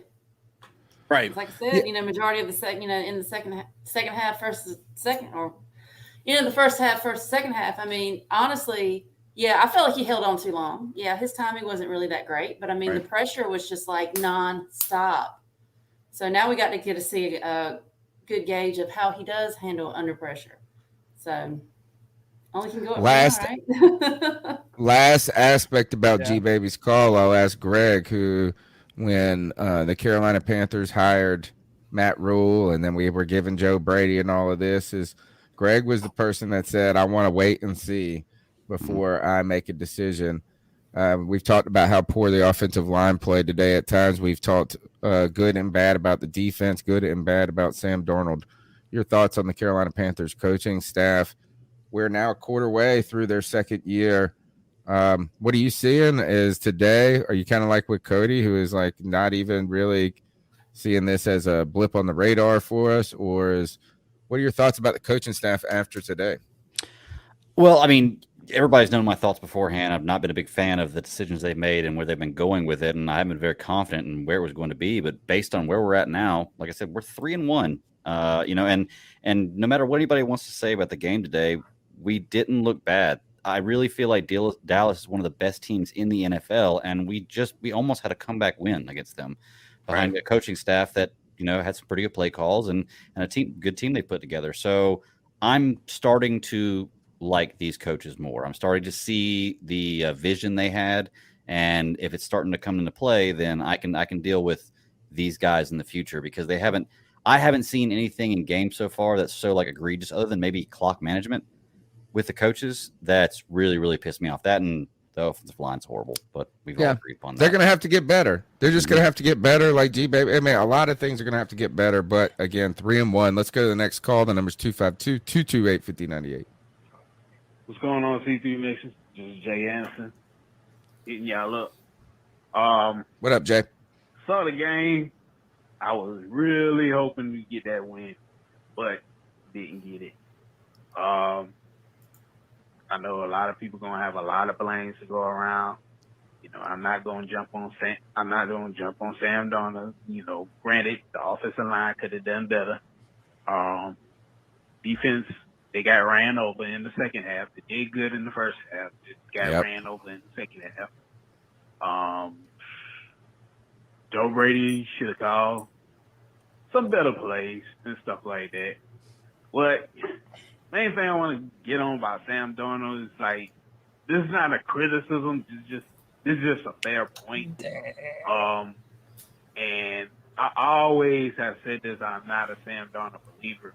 The reason why is because I don't believe he is a guy that can lead a team. I always think that he needs everything to go right around him for him, for the team to lead him, not for him to lead the team. Because thing is different about elite quarterbacks. Elite quarterbacks, you basically, when something is like when you missing your best running back, or you missing your best wide receiver, or your defense ain't doing too good, you're gonna have to go toe to toe with the other team in points and stuff like that. And the elite quarterbacks can do that. I don't think Sam Darnold is that type of quarterback that can, lead a team to a comeback, that can lead a team toe to toe with the other team and stuff like that. And sometimes, it's not a bad thing. I mean, there's a lot of good quarterbacks who just were like, I don't think Justin, Sam Darnold I was is gonna that say the same quarterback. shit, bro. So, hopefully them boys bounce back. I'll let y'all. All right, jump in there.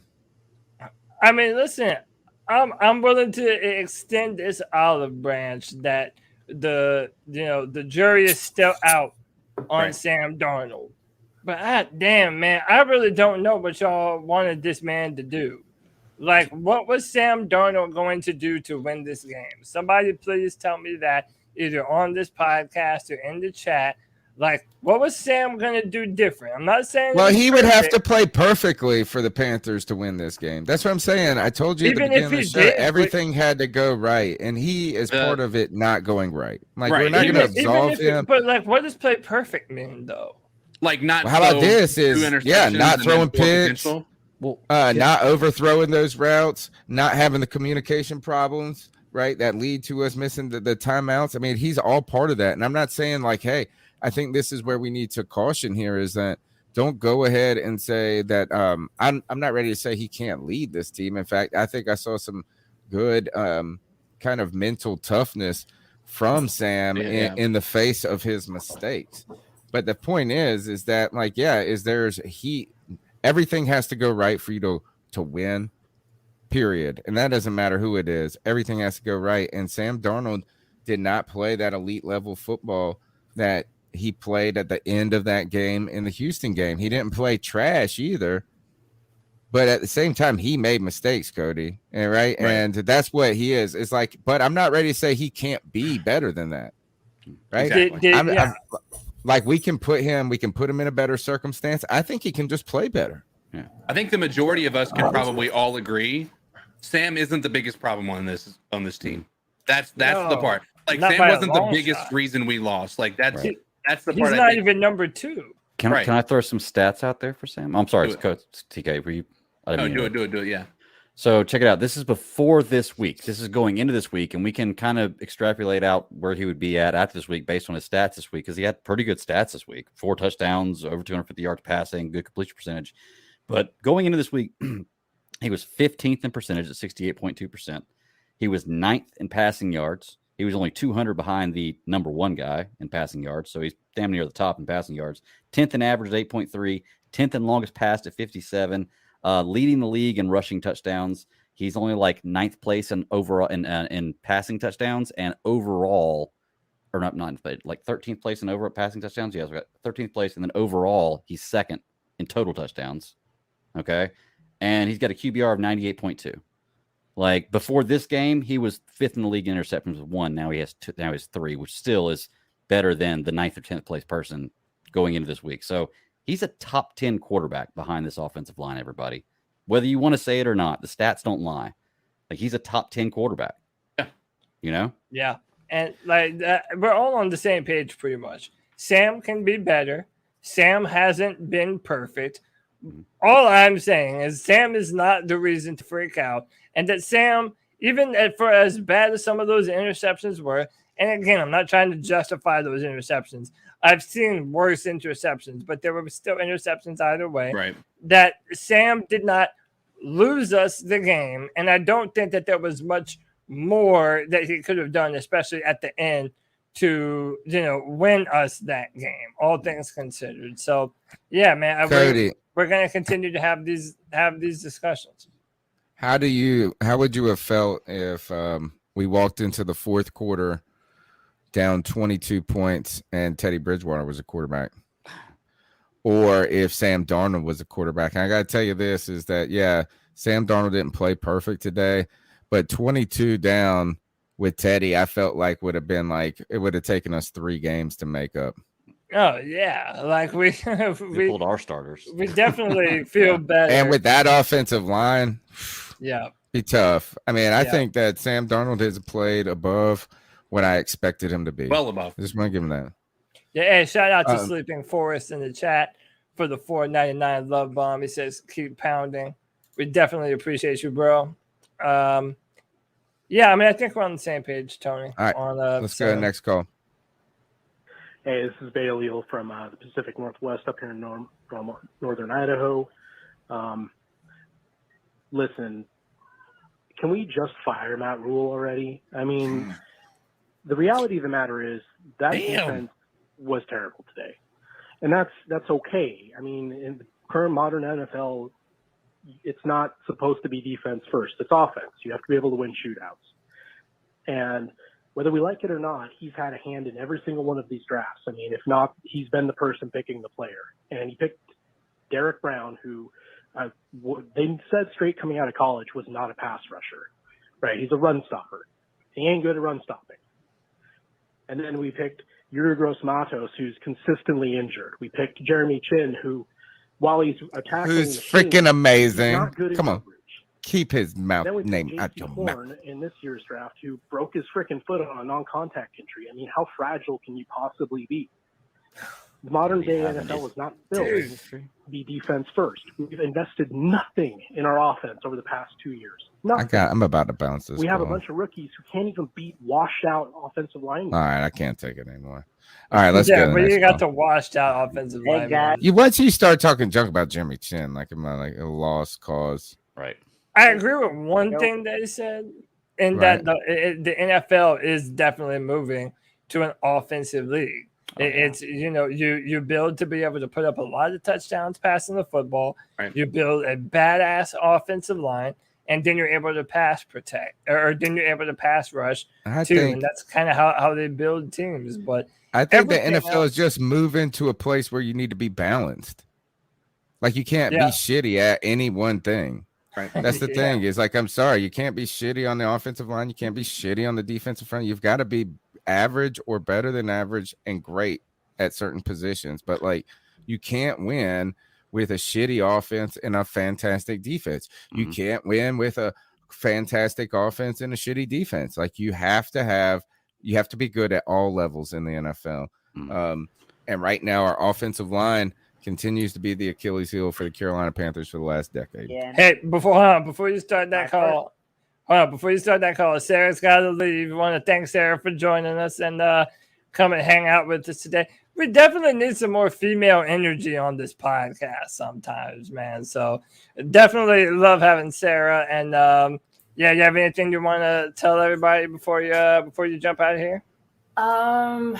Well, definitely keep pounding. I mean, I'm not giving up this season. I mean, hey, like I said, 3-1. I mean, we exposed some of our vulnerabilities, but I mean, hey, that happens. Every quarterback has issues with pressure. I mean, that was the whole point. We always went after, Matty Ice. We always, got him. We always went after Brady. And I mean, it happened. So, I mean, I'm not throwing in my towel just yet. Yeah, my blood pressure kind of goes up every now and again, but hey. That's what happens, man. It's our cardiac cats 2.0. I mean, what can I say? But I want to give a shout out to my boy Zylstra because yes, he is my wide receiver. That's the one that I always look out for. So he kind of gave me a little shot in the arm today. So, but other than that, keep pounding, fellas, and maybe we'll talk to you next week. Keep pounding. Take care, guys. Good to talk to you, Sarah. Can I add to that call? Like, as much as we hate a lot of the points, he does have a very good point, which is we have not addressed this offensive line. I mean, we want to talk about Brown and Christensen, but even with that, if you want to get technical, we haven't even given them an opportunity to actually show that they are capable offensive linemen. So he does have a point from the coaching staff's inability, I should say, to actually put talent that's going to protect the quarterback in front of them. Now this is year 2. This is Scott Fitter's first year. Only 2 drafts though. Yeah, this is. I mean, so putting that into perspective is important, I think, but it's still like it is a problem when we want to talk about, like, we're really thankful that we put all this effort into our defense and it's starting to pay off, having such a good defense, obviously, up until today. But you also got to look at the fact that how often do you go all defense? I don't know. Let's talk about this though. Is that today you saw last year the Dallas Cowboys were a historically bad defense. Right. The year before that we were. Right. The team that Matt Rule and them came in and had to deal with was one that had a reputation for having a good defense under Ron Rivera, but got old quick like in a hurry. Could not stop the run. Let's go back to 2018 and 2019 and remember those 2 seasons where we couldn't stop the run at all. We had to go through this sort of part. It hurt. Yeah, it kind of hurts when you get a draft, you go all defense has really never been done in the NFL. But look at what our defense has been. I mean, and yeah, today they gave up yards, right? Today they didn't have a great day. But we went from being a historically bad defense to being a number 1 defense in the league just through 3 weeks. So I don't want to shit on these defensive players just yet. Like, I ain't ready for that. But there is a point to be made that at some point, this offensive line is not going to get better on its own. And to keep hoping that it's just going to get better. And that's where Cody's kind of frustrations continue to come to light here, is that, like, how do you just get better? Right. Last year, we made it made a difference when we subbed Jermaine Carter Jr. in last year for Tahir Whitehead. It made a difference. Yeah. I don't know if the offensive line is that easy of a thing to make a difference on, but is there a reckoning point, or is there a moment like Cody has been calling for where the Carolina Panthers have to have a conversation about how can we get better? It might not be easy in the beginning, but it could get us better in the long run. Right. And I mean, it might hurt in the first week, but is Philadelphia? I don't know if Philadelphia is a team to go. Like, hey, go against Fletcher Cox. Good luck. And by the way, real quick, I'll pass it to you to see here, Greg, after I read this. But Jordan Roberts with the 499 says that was a bit of overreaction. We need to get Sam Darnold better protection. I think he was saying that in regards to one of the last calls. And then I was asked by Panthers are Kings. I said, do you think we'll make a trade to improve the O-line? Do any of you guys want to jump on this first? Because I'll go last. My opinions are kind of known on this O-line, but y'all go first. I think that we will, just because look what happened the moment that we lost J.C. Horn. They went immediately after somebody to be able to try to fix a much-needed hole, which we now see is bigger than we probably were anticipating. So I think we do. I think whether or not it's a big splash, I don't know. But I do think that we start making moves, whether it's a trade or not, I don't know. But I do think we are going to be making moves. With what? Go ahead, Greg. Well, no, I'll say it leads into kind of a question that I was going to ask you a little later on is if they do decide to make moves, is there anybody out there that you think they should target? And 2, what are you willing to give up? Because will one offensive lineman fix the line? And that's kind of my point, too. It's going to take a combination of things. The only player off the top of my head right now that I think would be in consideration to trade for is Taylor Decker, the left tackle for the Lions. But my thing is this, though. The Carolina Panthers don't have a second-round pick. We don't have a third-round pick. So are you okay with giving up a first-round pick this year and potentially even more next year? Because if we do trade for a player, to Greg's point that you just made, it's not like we need just one offensive lineman. Right. We need a few. That's the point. We're not one piece away. And then here's the conundrum too. You either need draft picks to draft those players. Everyone's saying, "Oh, we need to have an entire draft that's nothing but offensive line."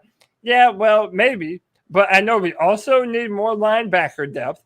We also need more safety depth, and we know that this offseason we're going to have to pay some players potentially some pretty big money too. So it's not like you can say, oh, well, then if we don't have draft picks, we'll just go through free agency and get all of the people that we need there. We're really going to have to manage this situation carefully. But that's, hey, you know what's absolutely free and doesn't cost shit extra for the Panthers right now? That would be playing Deontay Brown and Brady Christensen. I know I'm a broken record, and I don't care, man. It costs us nothing to play the young players and give them an opportunity to show them and prove themselves that they're better than the trash that we're marching out on the football field right now. Because then, and I know I'm long-winded, I apologize, then you know what you have to prepare for next season. If Deontay Brown is a serviceable guard and you know that now, then you know that you're not necessarily reaching to have to get another one in free agency or the draft. So, man, we need to play our younger players.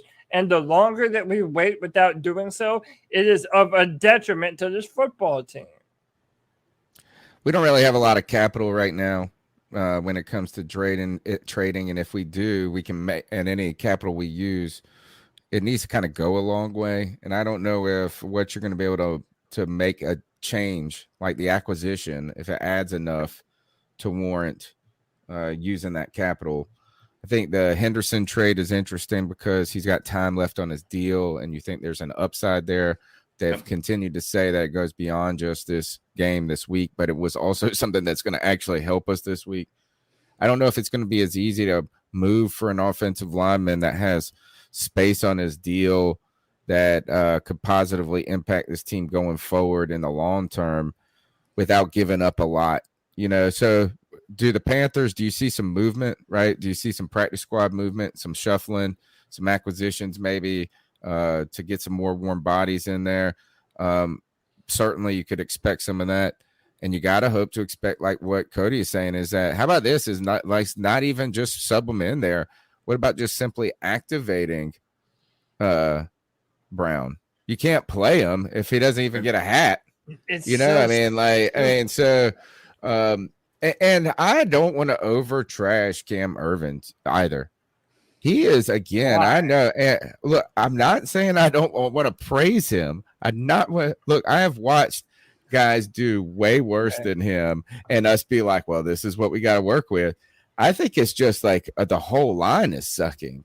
Mm-hmm. So if it would be one thing if the rest of the line was all right and he was just getting beat like a drum, but they all just getting beat. That Paradis, at this point, it's all coming up the middle. And today it finally started coming on the edges against Irving, but they just getting beat up, dude. They're not even getting beat, right? They're not getting beat.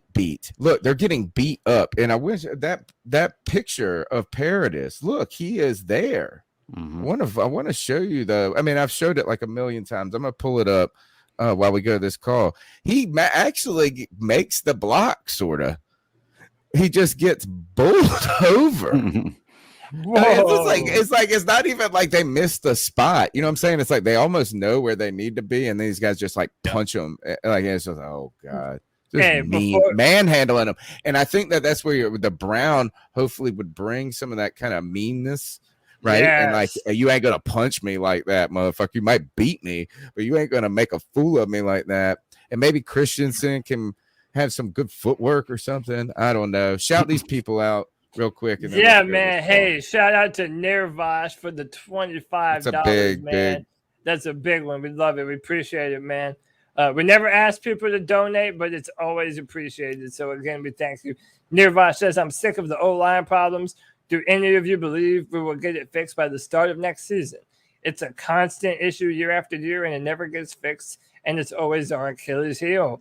And, dude, that's a perfect comment. It is always our Achilles heel. And I kind of just laid out some of the problems. Like, we don't have a lot of draft capital going into this next year.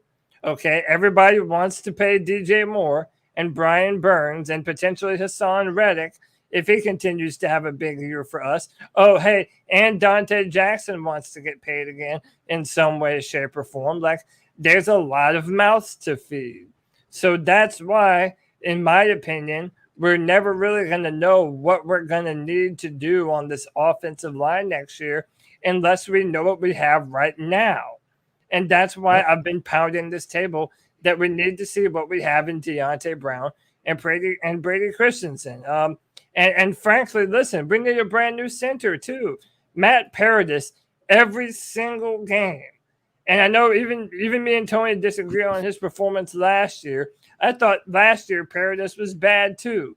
I think he's always been bad for us. Whenever he faces a consistent bull rush up the middle, he's always crumbling and getting beat. Man, Michael Parsons. Look, I mean, he just gets, but like, it's just like, God. It looks like he's trying to give him a hug. Screen, Tony. It looks like he's trying to give him a hug, and he gets pushed over. Look, just give me a hug. Look at this. No, and it's Randy Gregory. Look at this. He just pushes him. and Michael Parsons did that to him earlier. Look, I mean, all right. So that's how I feel like our line has played all year.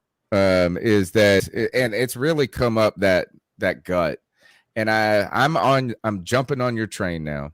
I'm with you now, Cody. Is that really is it's not going to get.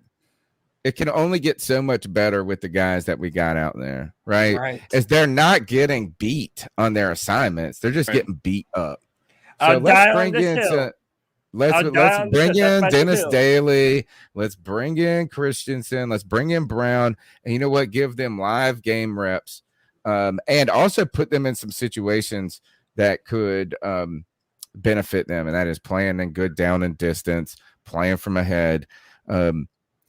It's just tough, man. It's tough when your line gets beat up like that. You know, that right there reminds me of is sometimes like, would you rather, if I gave you like $1 million, right? Would you rather get punched in the face by Mike Tyson or punched in the shoulder? It definitely the shoulder. I don't want my face being really punched by Mike Tyson. All right. So the bad part about getting punched in the face is that you might need some reconstructive surgery. That could be bad. But you're going to at least be knocked out, right? You're going to be knocked out. You ain't going to remember nothing. Your teeth. There's something embarrassing. It's something embarrassing when you get punched. Like you got punched in the shoulder and you like crumple. That's what happened to Paradis on that. It's like he didn't get big. It's just like, oh. Yeah, he just got older brothered. But he gets older brothered by people that are smaller than him. Dude, Michael Parsons. He don't look that big, actually. He don't, and then he's got this stupid haircut. Have you seen his haircut? It looks like a mohawk or something. I'm done. I'm over it. I'm over it at this point. The interior of the Panthers line is not mean enough. And yes, if I see you on the street, I'm sure Matt Paradis, you'll shove me down and maybe punch me in the shoulder for saying that, and that would be okay. Or I might bull rush your ass. You never know. Hey, yo, what's up? This is Matt from Miami. What's up, Matt? Hope you boys are doing good. Sucks to lose to the Cowboys.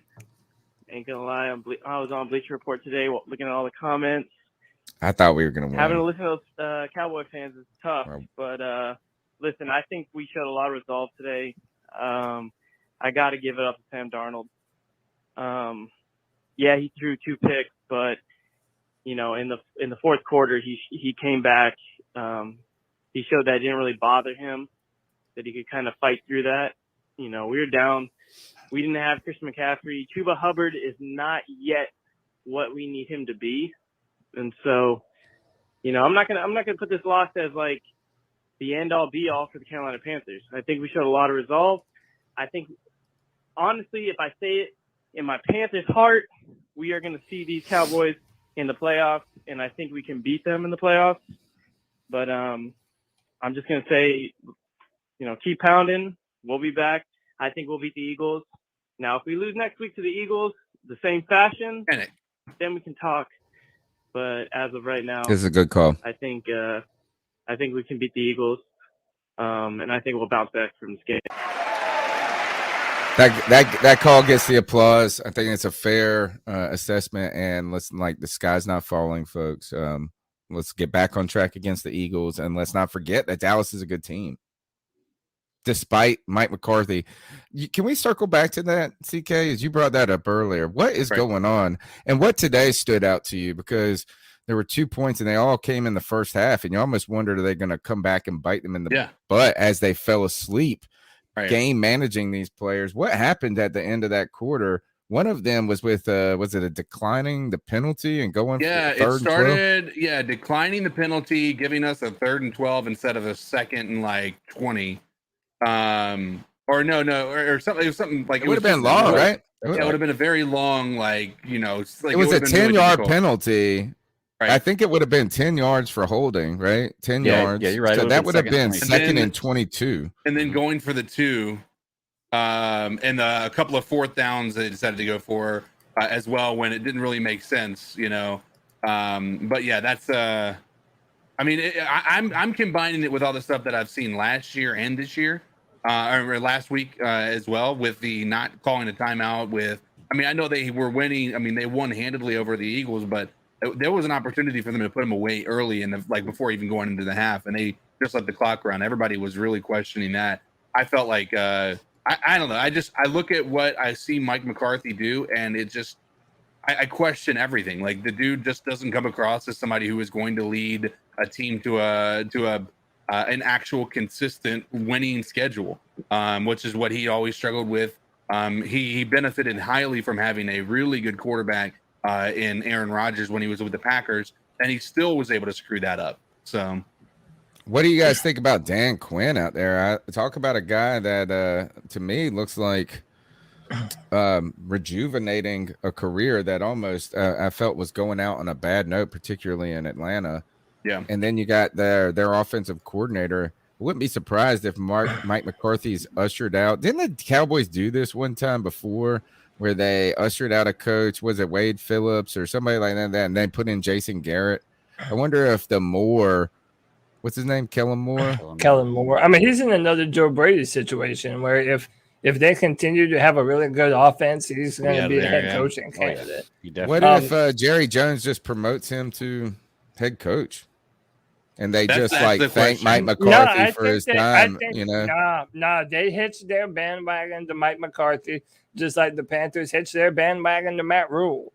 By the way, Kellen Moore was already on the team even beforehand, right? Even before, what's his face, McCarthy, and they still wanted to sign Mike McCarthy. I'll say this: I think some coaches are just better coordinators than they are head coaches. Yeah. Like, they're good at calling plays, they're good at focusing in on what they do well. But when it comes to making decisions for the betterment of the entire football team, then it gets kind of dicey. I think Dan Quinn might fall into that category. They also have a lot of talent too, man. They also have an offense that complements their defense because they can run the football and keep their defense off the field and rested. They also did draft well, on the defensive side of the football too. So yeah, Dan Quinn was also a really good coordinator when he was with the Seahawks. So Dan Quinn's a good coordinator. I just don't necessarily think that he's a good head coach. Maybe he'll get another opportunity to do that.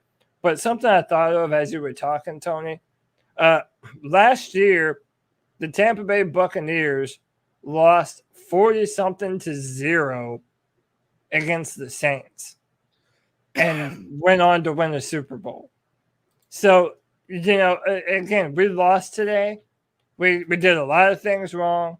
We got our asses knocked over, but now it's about how we respond. And from our coaches to our players. 38-3, and it was, that was November 8th. Can you believe that? Yeah, so that was late into the year against a division rival in prime time. Again, man, our season's not over. We just have to make the necessary changes. And just like I told you guys that I would die on the hill, that we needed to fire Ron Rivera, I'm planted on my hill again. We need to play Deontay Brown and Brady Christensen effective yesterday. CK, I think he dismissed my Kellen Moore theory too easily. About Kellen Moore not being just hired into the next position. year, just being promoted. And do you have to have an interview? Can you promote someone to that? Like if someone retired? Yeah, you can. I don't know. I think you still have the issue of The Rooney rule? like the rules. Yeah, we got to have a HR department. Like even if but you're I would planning not on- be surprised if that's the case, because Mike McCarthy hasn't endeared himself to anybody at this point, especially when it comes to Cowboy fans. And Moore is the hot name rising right now. 252 but he's gonna be another Matt Nagy, in my opinion. Oh, I hope not to hear that. But those guys responded today, didn't they? Yeah, the Bears won today, didn't they? Yeah. Mm-hmm. 252 Lions, yeah. I must say this number at some point. 252-228-5098. This is a short call. It's also just noise. 4 seconds. I should have known. Hey guys, first time calling in. What's up, my man? It was a disappointing game. Oh, he's gonna get it. Maybe on the third time. Hey guys, first time calling in. Disappointing loss. Got to give Dallas credit. Played well. Their offensive line is a lot better than I thought. Yeah. The run defense was turning. It seemed like they were picking up 5-6 yards before it. They weren't even making contact. Offensive line is what it is.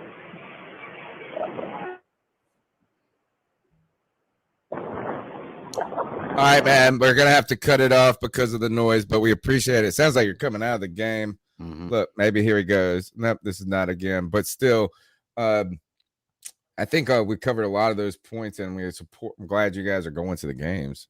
Good gosh. I mean, imagine. How about shout out to the Roy and Riot Cats? All them showing out for this game. A lot of people out there having a good time. Good first half for them. I know that's going to be a long flight home and a tough day at work tomorrow for people as they return from a weekend of partying in Dallas. I work at home. Thank God. I know, dude. What's good, C3? It's Justin. I promise this is my last call, and I'm gonna let you guys have a show. But yeah, I speaking on the negatives and everything earlier, I do want to give props to the guys. Like you guys have been saying, they didn't just quit. Like they got punched in the mouth, got put on the ground, they got back up, and they kept fighting. That's the kind of mentality you want to see out of your team, right? There was some good today, and there's a lot to learn. When you lose, there's a lot that you can come back and look at that film and learn about yourself, about the team. There was some good out there. I feel like we're trending in the right direction. Like I said, we still took the L today, but we're trending in the right direction. I didn't want to come off as completely negative towards Brady because he has had some beautiful play calling. Same thing with Snow. He's been on his shit. Defense, like I said, today defense got punched in their mouth, but moving forward, like I expect the team to get better. Sure. But yeah, that's it. Appreciate you guys playing my calls. Man, we appreciate the support. You've given us some great insight today, and let's come back to that, Cody. Is that you brought this up before this call, and that is kind of the things that you can get stronger from out of a loss, right? There's galvanizing moments. Maybe this does encourage our coaching staff to be a little bit more aggressive with the way they're handling the offensive line personnel, or maybe a little bit bolder. We saw Matt Rule go for it in some very tough positions today where it did not. If it didn't work out, then we're walking home and it looks like a college score of Alabama playing that. What's that team you always like to say? The fake team? Oh, Bishop Sycamore? Yeah. It's like we're on the verge of looking like Bishop Sycamore if some of those calls go the wrong way. Yeah. But you had to go and do it. You had to play aggressive. You play those numbers, and it worked out. So there is some strength that can come out of this. You referenced a loss that galvanized the Tampa Bay Buccaneers. Now, I'm not ready to go on to say Super Bowl hopes in the making, but the way this team responds to this game will speak volumes to what we should think about their future. And Philadelphia is the team they will be responding with. Mm-hmm. Yeah, listen, our schedule is favorable going forward. Go ahead, Greg, jump in on this. Well, no, we were talking earlier in the chat about what this game reminded us of, and I think somebody brought up some points about I can't remember what game you had mentioned a few years ago. Oh, the 49ers game. Yeah. For me, it kind of reminds me of that Steelers game a few years ago. I think we were like 5-0 or 6-0 going to that Steelers game, and this was like the game where everybody was going to decide whether we were real or not, and we came out strong. 2018, yeah, and then just got punched in the mouth. The difference was we didn't get our ass whooped the rest of the game this game, which makes me feel better about that one. It started to feel like that game. Now it did. It started to. And the third quarter, I was thinking it reminded me a lot of a moment where we would crumble. So, yeah, but we didn't, man. Kudos to this team. Again, you're allowed to feel proud of your football team, even in a loss. And again, it's like the O-line stuff. We've been saying this forever, so it's not really that much of a surprise to us. But then a lot of other facets of this game, of course, we're disappointed with the defense too. But the fact that we all feel like normally this would have been a blowout loss for the Carolina Panthers, and we were actually able to respond and make it a competitive game in the end, I feel like that's a very big deal too. So yeah, I'm happy with the fight, and thanks to Grizz, man. That's a great way to put it. The fight in this team, and that's what I think has been on display. I don't think the coaches quit in this either. Right, that like losing will make you better at times. You have to learn how to get tougher, right? Is that you can't win every game. You got to get better. When it comes back to this defense, though, I think this is that people poo-poo how in the run game, how important it is to offenses. We try to use all these analytics to say that how important the passing attack is in the modern NFL. We try to say that running backs are interchangeable and things. But the fact is that when the team is able to run on you, you can't get in pass rushing situations. And so what happened to us today is because, and this comes two things, is when they run on you and your offense can't get you out ahead, right? If we would have been leading in this game, all of a sudden they're not handing the ball off to Zeke 20 times in a row, right? Yeah. On top of that, if we can get them in some second and longs and some things and them not bust off an 8-yard run, we can do those blitzes that were working. In the beginning of this game, I was tweeting out that Phil Snow's a wizard. We were giving them all these looks. We were doing all this. Why? Because we were in the game. We were not in those long down scenarios, or we were in good situations for our defense where they could try to blitz up this. They were like, we blitz on every play. Well, we really don't. We just send a different person every time. But when we're behind, dude, you can't, and someone's running the ball on you, that doesn't work. Like, I mean, at some point you saw this. I was at the end. Now we just had to go out there and make a play. And the defense, I just felt like was getting tired, and it's a lot to ask on them. The offense has to just be more consistent in the points they put up. If we would just have gotten that field goal, if we would have gotten another touch, we came out in the first drive of the game. The first drive, we hold them to basically like a 3-and-out or something, not like that, but we get them off the field. They're punting on their first drive. We get the ball. Guess what we got to do? We got to punt it. Like we just got to get it. So our offense just has to be, it's good. DJ Moore is phenomenal. The offensive line stinks. Sam Darnold's played better than expectation, but we have to consistently put up more points across the timeline. The timeline, that's it. Well, you saw how much better we played. I've been watching Loki. I'm all about the timeline. Hey, Greg, before you go, I gotta do something real quick, man. We've got 152 people watching us, man. I know we've already done it once, but we're gonna do it again. CK, give him that beautiful voice you got. Ladies and gentlemen, you have joined in one of the greatest podcasts of the Carolina Panthers on the face of the planet, reacting to a heartbreaking loss to the Dallas Cowboys. If you have not hit that like button, this is for you. Subscriber shame. Subscriber shame. But really, let's put an emphasis on that subscriber, y'all. Because let me tell you, your boys, we're moving closer and closer and closer to 3,000 subscribers. Man, that's a big number. We need y'all's help.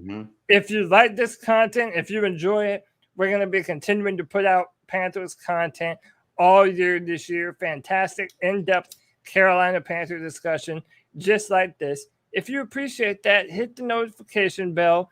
Hit the subscribe button so that way you know every single time we go live, every single time we upload, and give you this Panther content that you're craving.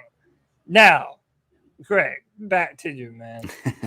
Well, I was just going to comment on what we were talking about here. Do you guys notice how much better the Panthers they were playing when they sped up the offense a little bit? When we stopped running the clock down to 1 every single time, when they had to at the end.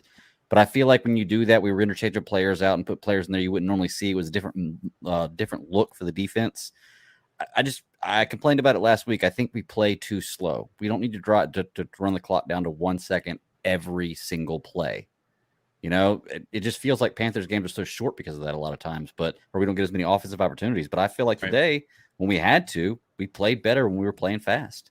Did you notice Greg Olsen too roasting Sam Darnold too? Like Sam needs to be better. He needs to hurry up at the line and know the play clock and snap the ball. Which, yes, he was 100% correct in that. I told you this communication stuff, man, and I don't know if it's on who it's on, and then that's one of the things that Sam Darnold has to be. Like you said, I don't know what he got to be better at. Well, that's one of them. The clock getting down to double zeros ain't supposed to be the case. All right. And actually, let's. I do have to ask this, Greg. Did you have to leave, or were you just trying to make a comment? No, I was trying to make a comment. I feel like I'm out. Okay, cool. Good. I'm glad you're staying. Can y'all explain to me what that Fox thing was at the end? Because this sure seemed like a bad idea when I was watching, where we got the 12 men. But you guys said so at the end of the game, towards the end of the game, Matt Rule is seen shoving Morgan Fox out onto the field. And the Panthers get a 12-man on the field penalty. I thought it was bad because I thought we were about to put them in a third.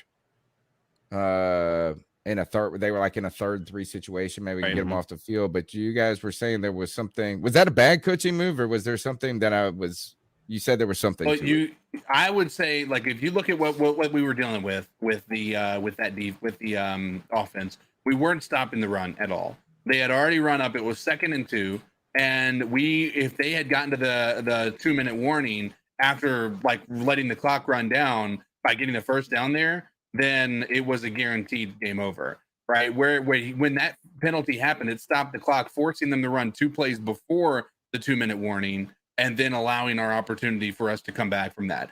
It obviously didn't work out the way that we wanted it to, but it wasn't just play. Like a miscommunication issue. That was something that was sort of thought out. It looked like it was, just based on the fact that he was talking to Morgan Fox and he was pushing him out on the field like that. It seemed very much intentional. Okay, but I like that. I'm glad. I'm not glad, but I'm glad somebody could tell me what the hell was going on, because I was like, why the fuck another penalty? Well, I guess I just don't understand it then. Because like he pushes him out there and you get the penalty, it stops the clock, but you automatically gave him the first down. So doesn't that defeat the purpose? No, because they were going to get the first down anyway. Maybe, but we stopped him right there. I mean, it was 3rd and 3. That's no favor to your It defense. was We stopped him plenty. 2nd and 3. It was 2nd and 3. Was it?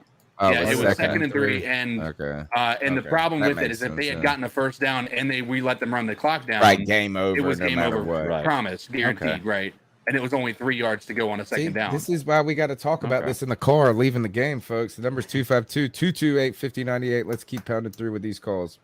Yo, Panther Nation, C3 Podcast. It's your boy. Look, don't get down. Do not get down. Because you know what? They stole a fumble from us, and not one motherfucking time did them refs bother to call holding against the Cowboys fucking O-line. And that O-line is not. Oh, my God. And that's why they Amen. 3 out of 4 plays all game. That's the truth. They should have thrown a flag on Dallas every play. It ain't pretty. I like it. I don't think it's a justifiable loss. I really don't think so. I mean, I hate to be the sour grapes, but I mean, come on. You screwed us out of a legitimate fumble. You screwed us. They screwed us. Them Jerry Jones checks must have cashed. Hey, Mr. Tepper, you're listening? Start writing some of those checks. Start writing them.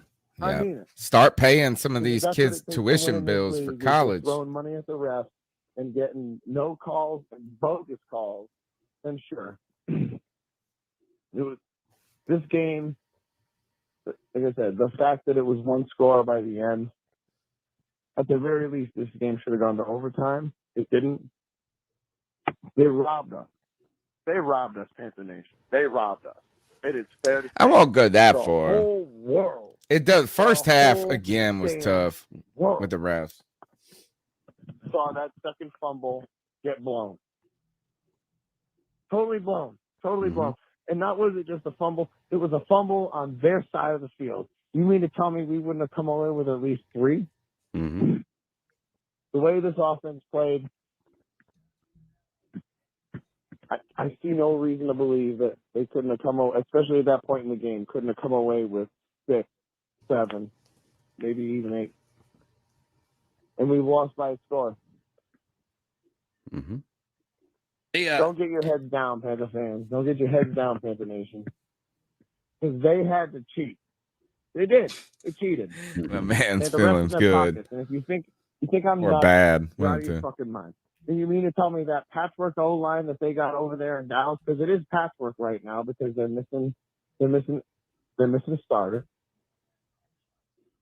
Still have Zach Martin. I mean, This game was booty. Their offensive line Booty was cheeks by the fine officials. today. They screwed us the whole way. They just screwed us. There's no other way to put it. This was as bad of a work job as the Super Bowl. It really was. Look at the next 4 games. You can tell me those aren't ones we can dominate? This is Josh from Matt. Keep fucking pounding. We're going to overcome this shit. This nonsense loss. We'll see the Cowboys. All right, so in some ways I want to go, the refs have nothing to do with this, right? And other ways I look over at we're watching the Game Pass thing, and the refs over there apologizing to Isaiah Simmons. I have no idea what he's apologizing over him, but it's probably some terrible call. The refs today. Well, I just saw that. Yeah. What did you just see it? Like, I mean, yeah, he's like you weren't apologize. lying. He Like- went over to the sideline to Isaiah Simmons on the bench to apologize to him. That's what it weird. sure looked like. I'd never seen anything like that. Like, my That was the bad for weirdest shit ruining in the this world. game. But it was apropos for the moment that we're talking about. The officiating has been tough. It's not been going the Carolina Panthers' way for 2 weeks now.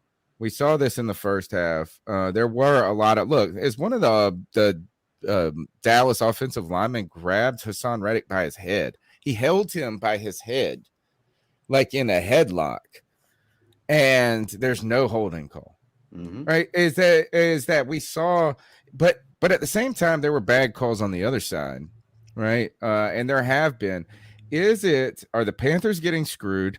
I even and Josh from Ash is right. Is like I felt that way in the first half. I said the fix is in. Oh, it's Jerry. I just kept thinking of you saying from last week, it's Jerry's world, and we're just living in it. Like that's all I could hear in my head going over, and I was like, man, he's been paying these kids college tuition. But at the end of the day, is it that just officiating is bad?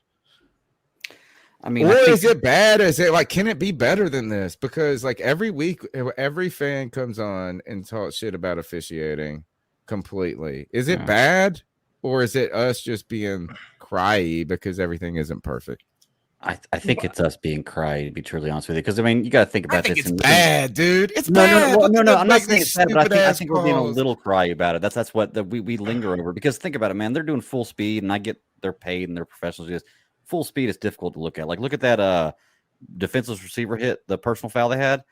That was a legitimate hit, but full speed, it looks like he just absolutely blasted that player illegally. That was a makeup call. Hit. I felt like we got a couple of makeup calls today. Yeah, that was a bullshit call. This is why you should be able to challenge anything. Because listen, with the whole thing with the fumble, I didn't want to challenge the forward progress. What I wanted to challenge was the ball loose before they called the forward progress stopped.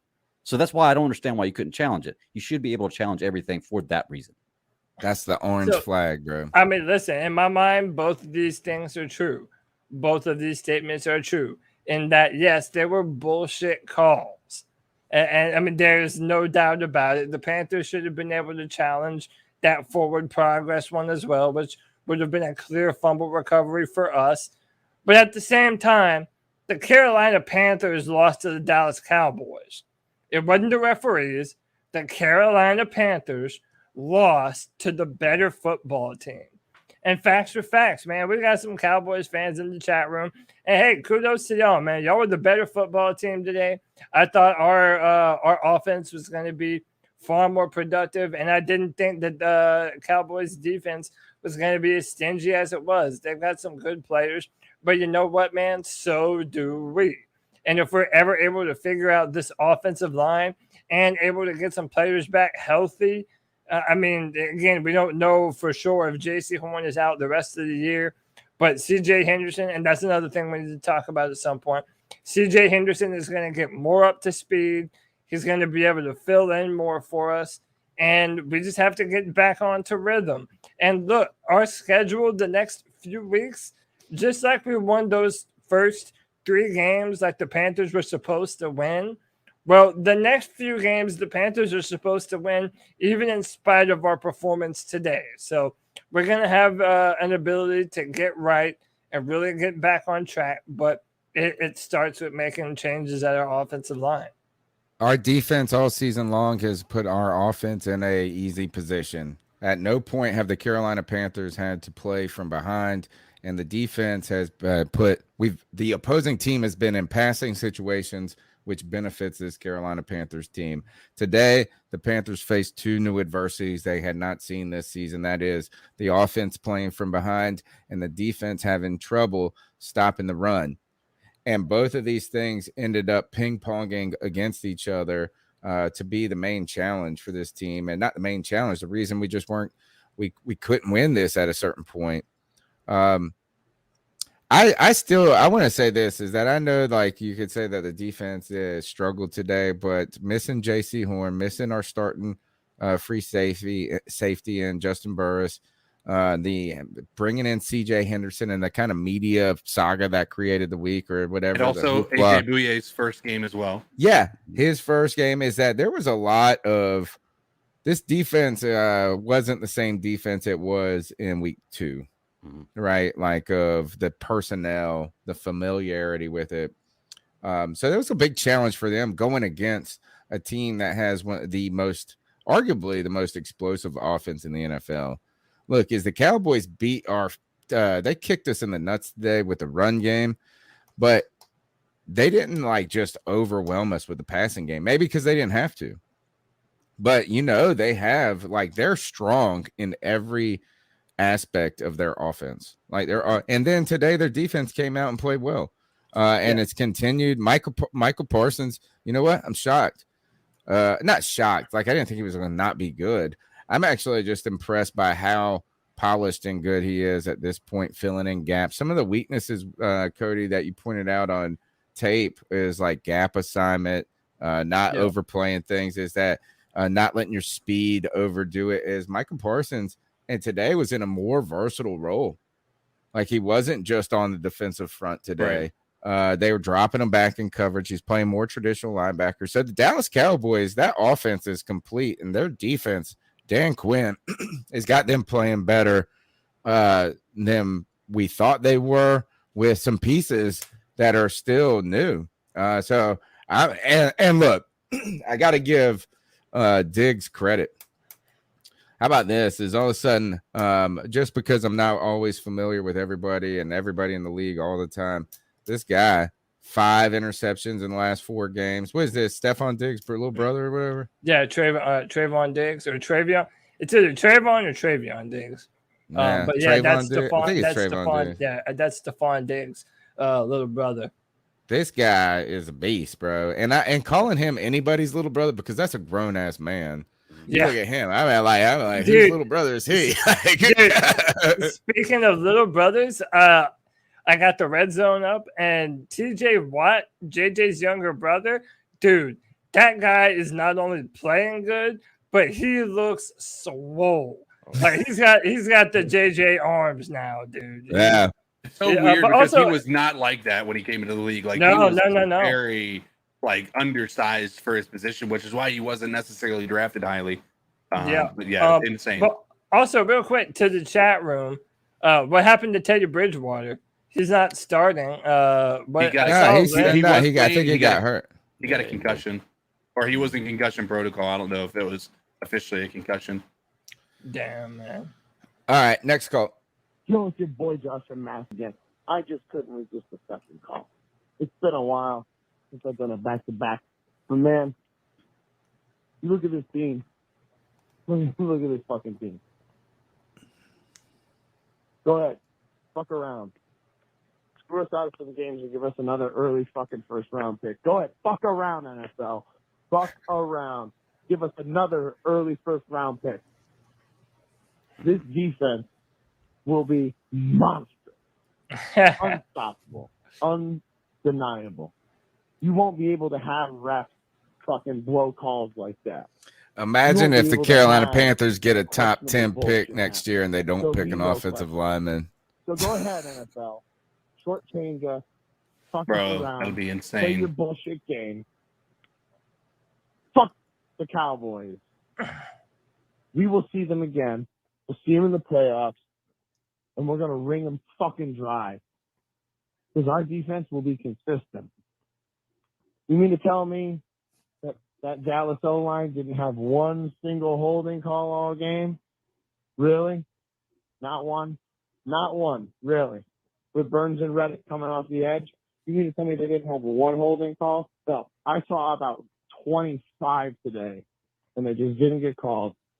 Because they knew if they kept that game fair. What was going on with Hassan Reddick, too? Was he hurt early in the game? Yeah, he got a shoulder. No fucking chance in fucking hell. They knew. They had to do everything they could. And they did. They screwed us. This ain't one to hang your hats on. This ain't even one to watch film for, because the film is going to tell the fucking tale. They screwed the Panthers out of this fucking game. Screwed them. There's no other way to put it. It was a fucking walk job. All right. We heard this call already, Judge. We're going to go on. Big Ben, doesn't Big Ben look like he should play like in the 70s? Yeah, I feel like all of a sudden he just looks like he should retire. He looks like he should play in the backyard of a retirement home. Like the guy can't throw to save his life. By the way, guys. As he almost threaded the needle there. Good Lord. What a catch that would have been. To make us feel a little bit better, guys, the Rams are absolutely getting demolished by the Cardinals right now. Cardinals are a legit team. Why does that make us feel better? Because the Rams have beaten the Tampa Bay Bucks. They've beaten, they basically beaten everybody that you would need them to beat to be considered the contenders. And they're out here getting destroyed by the Cardinals. So again, this can happen. The Rams have a good defense, but the Cardinals are just eating them alive right now. Mm-hmm. So something to kind of keep in mind to maybe make you feel a little bit better. Whenever the Cardinals are good, the Panthers are good, man. Same. There you go. So let's become Cardinals fans until we're not, I guess. They got a lot there. And I guess to piggyback on your point, CK, is if the Rams lose today, do you think that they're going to quit for the season? No. Right? Like you're going to. No. So Panther fans, this loss alone doesn't mean next week doesn't matter for us. Philadelphia, we've been 1-0 each week. Now we're 0-1. Now it's time to get 1-0 again. And the Joe Brady mantra and the Matt rule is let's start the new week over, learn from it, get better. 252-228-5098. It's G baby. Tony, I gotta come to your defense because motherfuckers was getting on your ass when we play the Texans and Sam Darnold had 2 to 3 fumbles, but we all recover them, right? If we don't recover those fumbles, I don't know if we win that game. But this all ties into what I'm trying to say. Super Bowl 50. We did recover Cam them. Newton fumbles the ball and he doesn't jump on the ball. Tony, that's his. Who do they put blame on? Do they put That's his blame on totem the animal. lineman that let all the motherfuckers come to make him fumble that? What'd you say? No, I'm saying, what did I say? What'd you say? Yeah, I didn't hear what I you said. said. Yeah, that's your. Yeah, Tony's not going to skip the call. That's his spirit animal. Oh, no, I'm not skipping this call. Why would I skip this call? Cam Newton. Everybody's got to be That heard. was Sam Darnold's fault. Tony, you're absolutely fucking right. Because at the end of the day, when we go back, all we ever fucking hear and talk about that is Cam's fault. Cam Newton fumbled the ball. I don't know where we're didn't going fucking at jump with on the this. ball. No one looks back at that fucking Super Bowl and ever says we didn't have pass All right, protection. G-baby. No one looks at that shit. All I they can do is only say, handle this. Is I'll just That is say a this. lie is and a that half right there. I love when my man says Tony is right. He's the only person in the world that says that. I don't might know. be G, baby. I don't know that you want that ally right now. Like he said I'm nobody not- looks back I and think- says that the fumbles were on Cam or was on the offensive line. That's all we have said as Panthers fans for that 2015 season. Every one of us who have loved Cam, Non-Panther fans don't say that though. They all say right? it on Cam. Non-Panthers fans. I But don't care. Panthers I don't fans want to know talk what the about problem Cam is. right now. I think this is that last week. I'm going to put it on y'all. How about this? Is what G Baby again? There's wisdom in his emotion.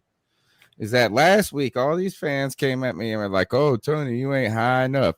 You ain't high enough about Darnold and like how great he was or whatever."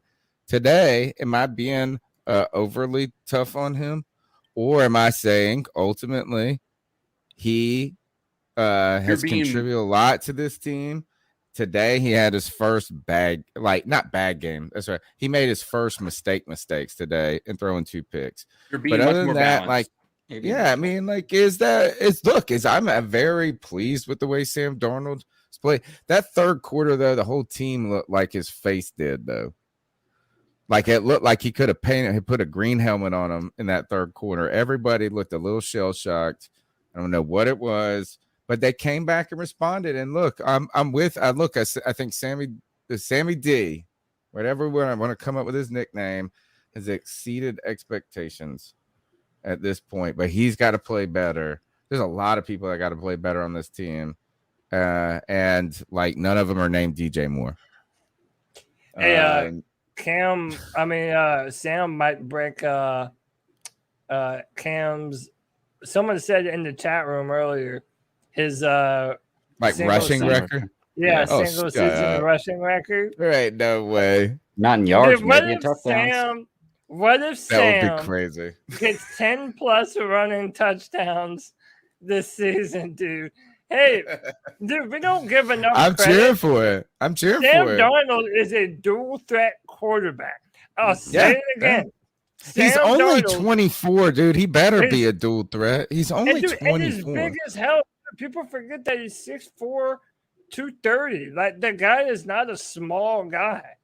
You know? So, yeah, dude, he's a dual threat, man. That guy has wheels. He's running into the end zone. Hey, how about this? He's been our most effective red zone weapon. Yeah, by far. By far, yeah. By far. I'm cool with that. Like, I'm looking forward to next week, right? It's like I'm looking forward to Sam Darnold getting better. He's shown some real potential though in these first few weeks for us. Like he's made some plays that were necessary. He's been part of the winning combination. And today we didn't win, and he was part of that combination as well. We're looking for this, or at least I am. Is Sammy D mentally beat? Right, because the NFL has a way of breaking prospects to a certain degree. Is that in fact, I saw a video that was out, and I'm trying to get him. I'm going to try to get him on the show. His name is Sam Gold, I believe. He is a scout, and he does a bunch of quarterback videos. And he said that like his big prospects were Sam Darnold and Josh Rosen out of that season. Like he thought those were the 2 quarterbacks. And then he had to come out and say that he was wrong. And now he's got to come back and say maybe Sam Darnold wasn't bad. Right. And he's been following his own takes to a certain degree. Yeah. And it makes sense. Is like I'm looking at Sam Darnold to see if he's broken. And right now I don't think he is. And today I think there's a room for him to grow into the quarterback that many people thought he could be. I don't see a guy who's shattered, like looks like a Jimmy Clausen out there, like his brain looks scrambled. Right. Yeah. Or what was the Carr brother, the older one, who after that 70 season he got 70 sacks. Like every time people rushed at him, he just peed his pants. They had no help. He's broken. He's broken, dude. Like mentally broken. Didn't we have a game with him where he only threw the ball like 2 times and we ran it? He like played for us. times? Remember, he wore the one glove, like the Michael Jackson. He was a quarterback with the Michael Jackson glove on. Hey, do y'all want to hear?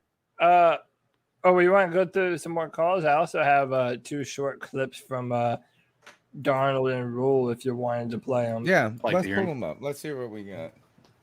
All right, who y'all want first? Y'all want Darnold or you want Rule? Let's hear Rule first.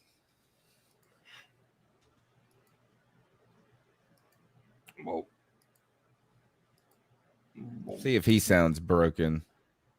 Oh, I got to ask you guys about Urban Meyer. Obviously disappointed with the way today went. A lot of credit to Dallas. We knew that they were a really hot team coming in, and they obviously showed us that.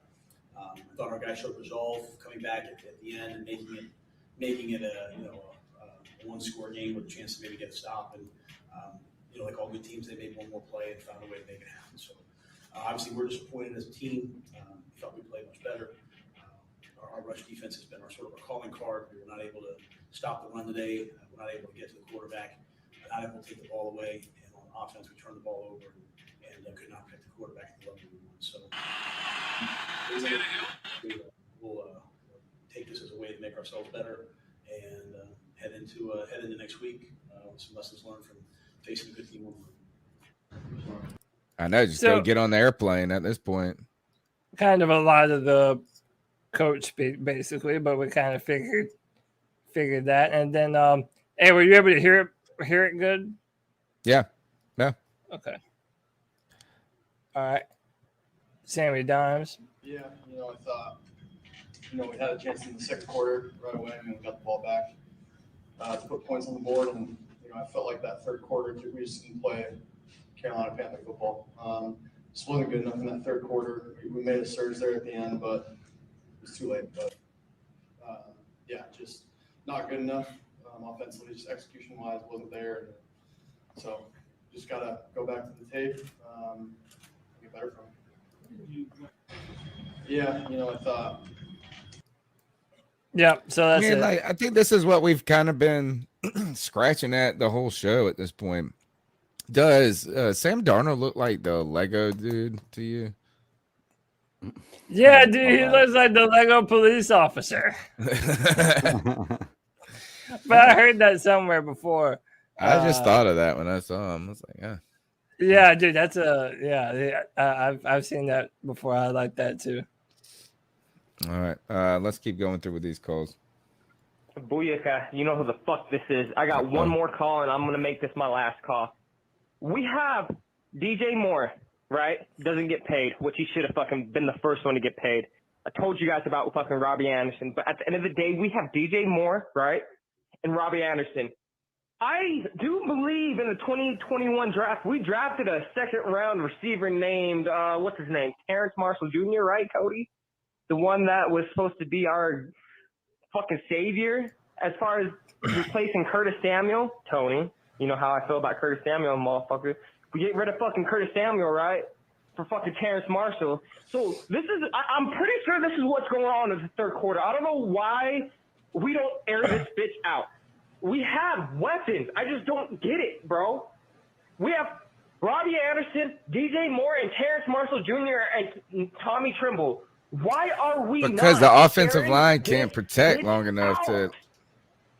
I don't know about you guys, but do you notice when Sam Darnold's about to go under center, he's taking his sweet ass time, bro. Where the fuck is the urgency, dog? When I watch these other teams in the NFL, the other offenses, they look fast, bro. They're airing it out, bro. Our offense looks slow as fuck. I don't get it, bro. But we have fast-ass motherfuckers that can make plays. But our offense is looking slow. All right, I think that, again, wisdom and G-Baby's emotion. Is that why is it that it is like, is that at no point can you run more developed and complicated plays if your offensive lineman are just getting beat the fuck up? Yeah, man. It's doing that, his like emotion, you can't throw five wide and spread the. Now, actually, I will say that a little bit is that we didn't do a lot of that. I felt like maybe we could have helped. We can help our offensive line some by doing that. And they mentioned this in the broadcast. I think Greg Olson was the one that mentioned it. Is you're letting them all bear down like that. And how do you kind of spread this defense out some? Is spread the offense out. And maybe like Joe Brady's got to find a way to help this offensive line. You know, what we've heard people say for the last year is that last year people said our offensive line was so bad. And I was like, I actually played better than I'm used to. Like, and they were like, oh, it's because of Joe Brady's scheme. where is the scheme this year or in this game that helped this offensive line? I don't know if it was there really. Maybe spreading them out a little bit would have helped us. We made their defensive front look fantastic.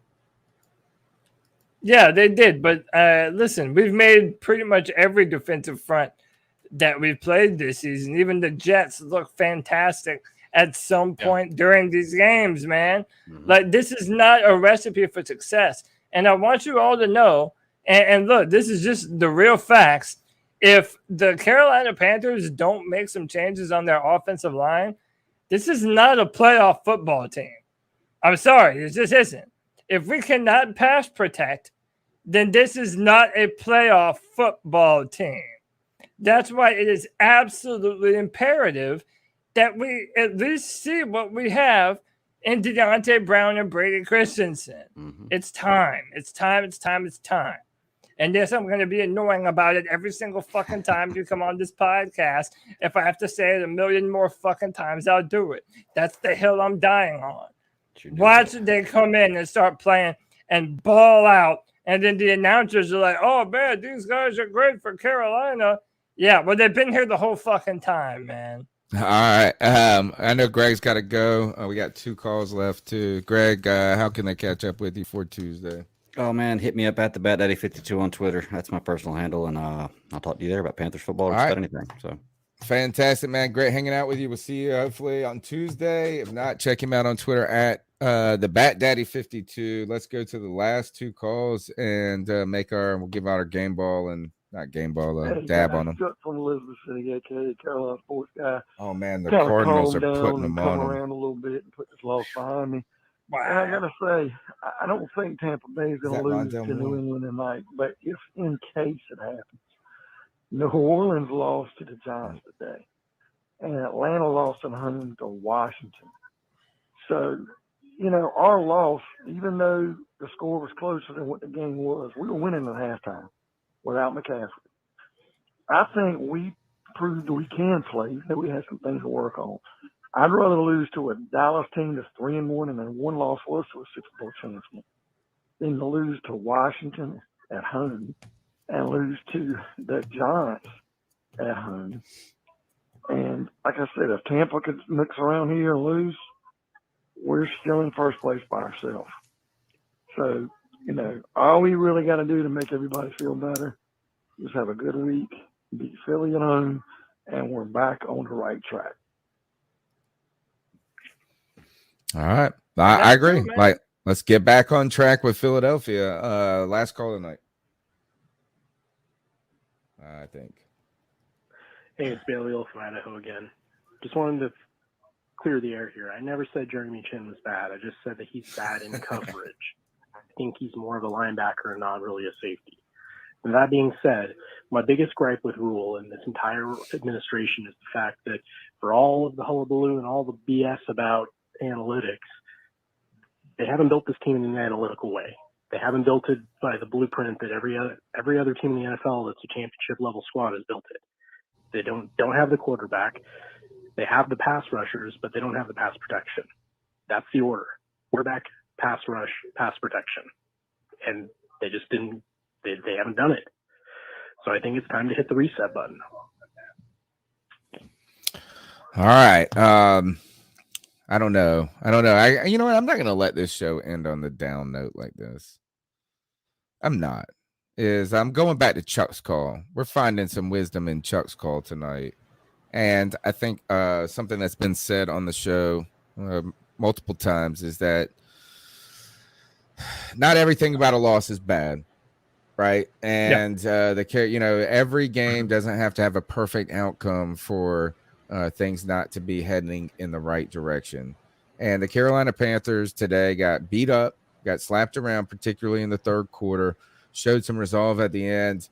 Showed some highlights in the beginning, some things that you could be very happy about. DJ Moore continued. I guess Sam Darnold is growing and growing as a player. You saw Chuba Hubbard flash a couple of times, like if he could settle in, there could be some good things cooking in Carolina.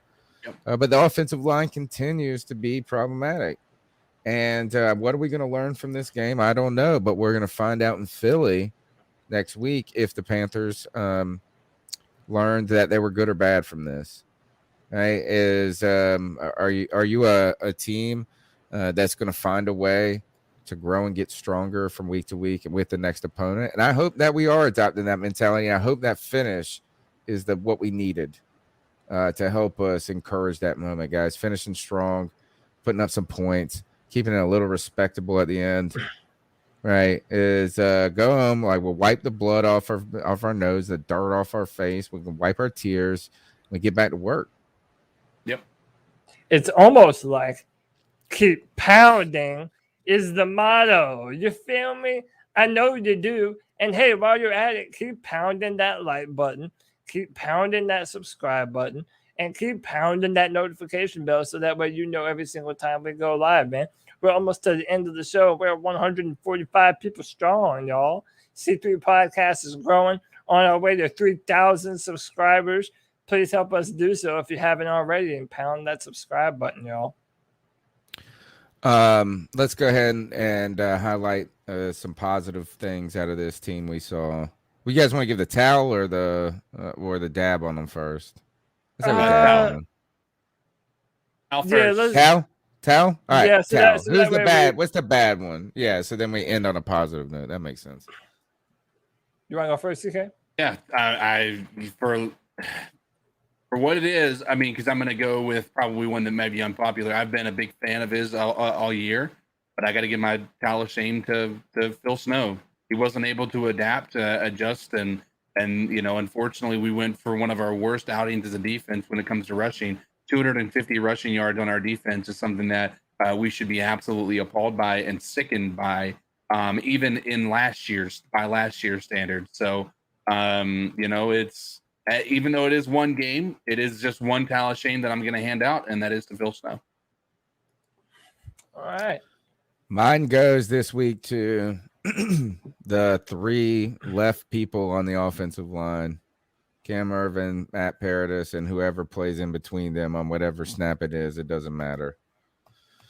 It's tough. Like the pressure keeps coming from the left. We have trouble running the ball to the left. And I'm sure that offensive linemen will be able, or people that love the offensive line will be able to look at our right tackle and our right guard and to highlight many plays where they haven't played well.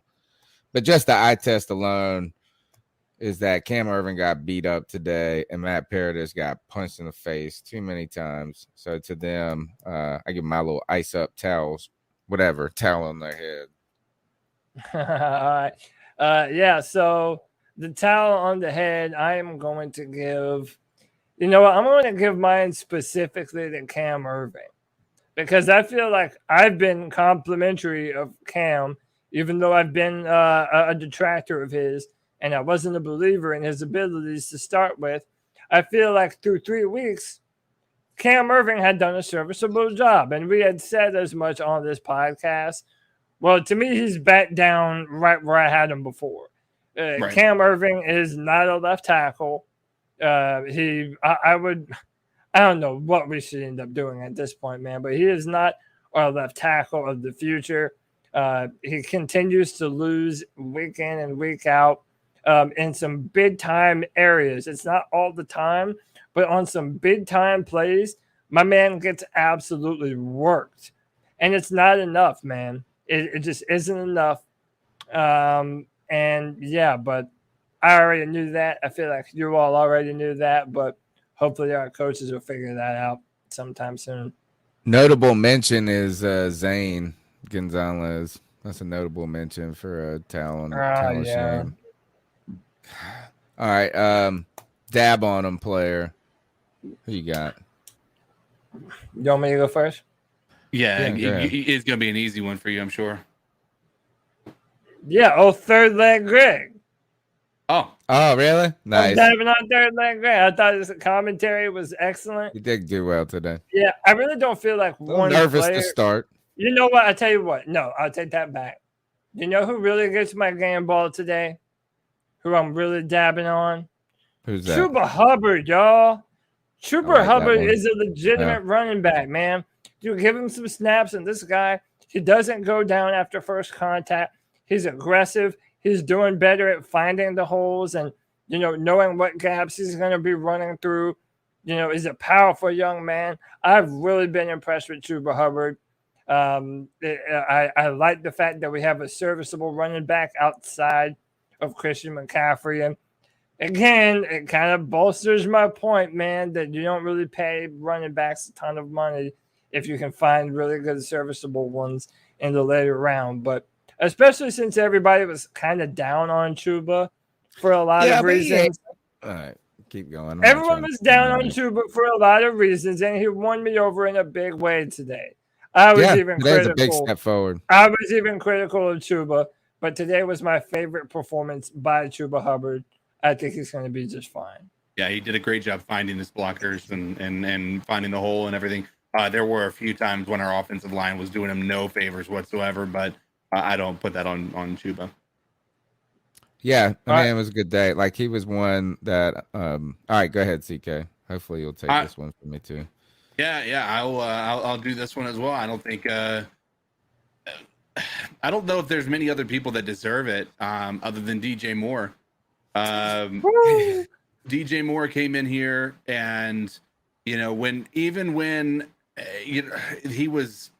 wasn't necessarily getting production, man. He was still out there fighting, and he was able to get there towards the end, continuing to show up when he needed to. When we needed to get points on the board, he was there. When we needed to get third downs, he was there. I've got to give a shout out to DJ Moore. When nobody wants to mention him as one of the best in the league, people are starting to recognize that he has a lot of value in this league as a wide receiver, and he's going to continue to show out. Fantastic. Dang, y'all took all of mine. I'm not saying Zylstra. I've already said Zylstra one time this year, but that big play was a big one. I guess I'm going to do something like Jeremy Chin. Jeremy Chin on this defense continues to make big time plays. We had the big tackle where he caused the fumble, where we didn't get the fumble. He saved a couple of run plays that looked like they were going to blow up for touchdowns. He comes flying out of nowhere. I'm sure that you're going to be able to find a play where he could have played better or something like this, but he makes plays. And even before, I think he might have been involved with the play before the one where he tackled that homeboy and popped it out. But there was one tight end where he fumbled it, or we thought, like, was he down? Did he fumble it? They ruled him down. He's just always making something happen. Yeah. Jeremy Chin's been a big contributor on this defense, and I don't think I've seen a game where he's played like where I don't remember them calling his name in a positive way. So that's my game ball. And on top of that, my dab on him. There's a lot of good players out there. Brian Burns continues to rock. Like, everything's gonna be all right. Actually, not everything's gonna be all right. That's not what I mean. But don't let this one loss ruin a lot of good things that are budding on the Carolina Panthers. Shout out Shaq Thompson trying to bring back, get me back on the Shaq Thompson train. Look, I gotta wear his jersey now. He's been playing He's been playing all right. Best football Shaq's played of his career this year. Hey man, you might need to get on that number 7. Yeah, I know. No, I ain't buying another Shaq. I mean, I got one. He got one time out of me. That's it. All right. You don't need another this payday. week, I wanna put this out. Is Cody and I were gonna be doing something called C3 debates. If you guys want, if you guys got any cool topics you want to submit, potentially for us to debate, just hit me up with the hashtag C3 debates, or just hit me on my mentions or whatever. We'll be looking for any topics that you want. Cody, be keeping those in mind. We got a lot of cool content coming out. Obviously, the C3 Panthers podcast live 9 p.m. Tuesday nights. Guys, the Madden simulation was a big hit this week, and in some ways, it's like Madden made it even cooler by being bad. Yeah, like it was like a very exciting game. Despite maddening, it was maddening. When that happened, I was like, are you kidding me right now? Oh my god! The Cowboys did not have their backups playing in the fourth quarter. They took out Trayvon Diggs and lied about it, saying that he was out for player management. When you're down one score, or when you're only up one score, you don't take out him for player management. So there was a reason behind that. There was one guy that went out, and that was it. So don't even try to use that as an excuse there, Darian. So we will be we got that content, the Madden simulations coming out. We got Wednesday, we got the beat check. Friday free for all was popping this week, Cody. Yeah, man, dude, it's popping Fun. every week, man. It's popping every week. Friday free for all, that's for y'all, man.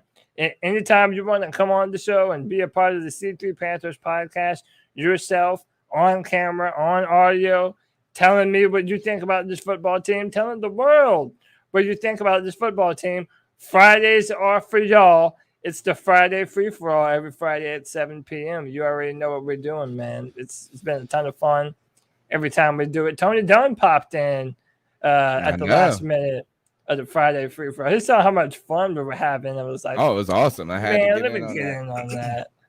All right, look, that's the C3 Panthers post-game show. Look, you can follow me on Twitter at @cat_chronicles.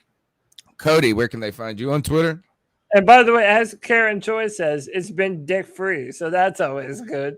Yeah, we've I don't know if that's true. You've been there. Yeah, true. Okay, all right. Yeah, you're right. You're right. But yeah, what'd you ask? Oh yeah, my Twitter. That was a good joke. Yeah, it was. Yeah, find me on Twitter at Cody Lack, CODYLAC. I'm good at responding to people, man. I'll DM with you. I'll talk with you on Twitter, all that stuff. Hit me with the follow. I'll follow you back. I'm also the Panthers analyst at drafttech.com, where I write first and second round comments for the Carolina Panthers. There will be a new mock draft coming up here this weekend, so that'll be fun. And yeah, we're going to be all right. We're going to be all right. All right, CK. All right.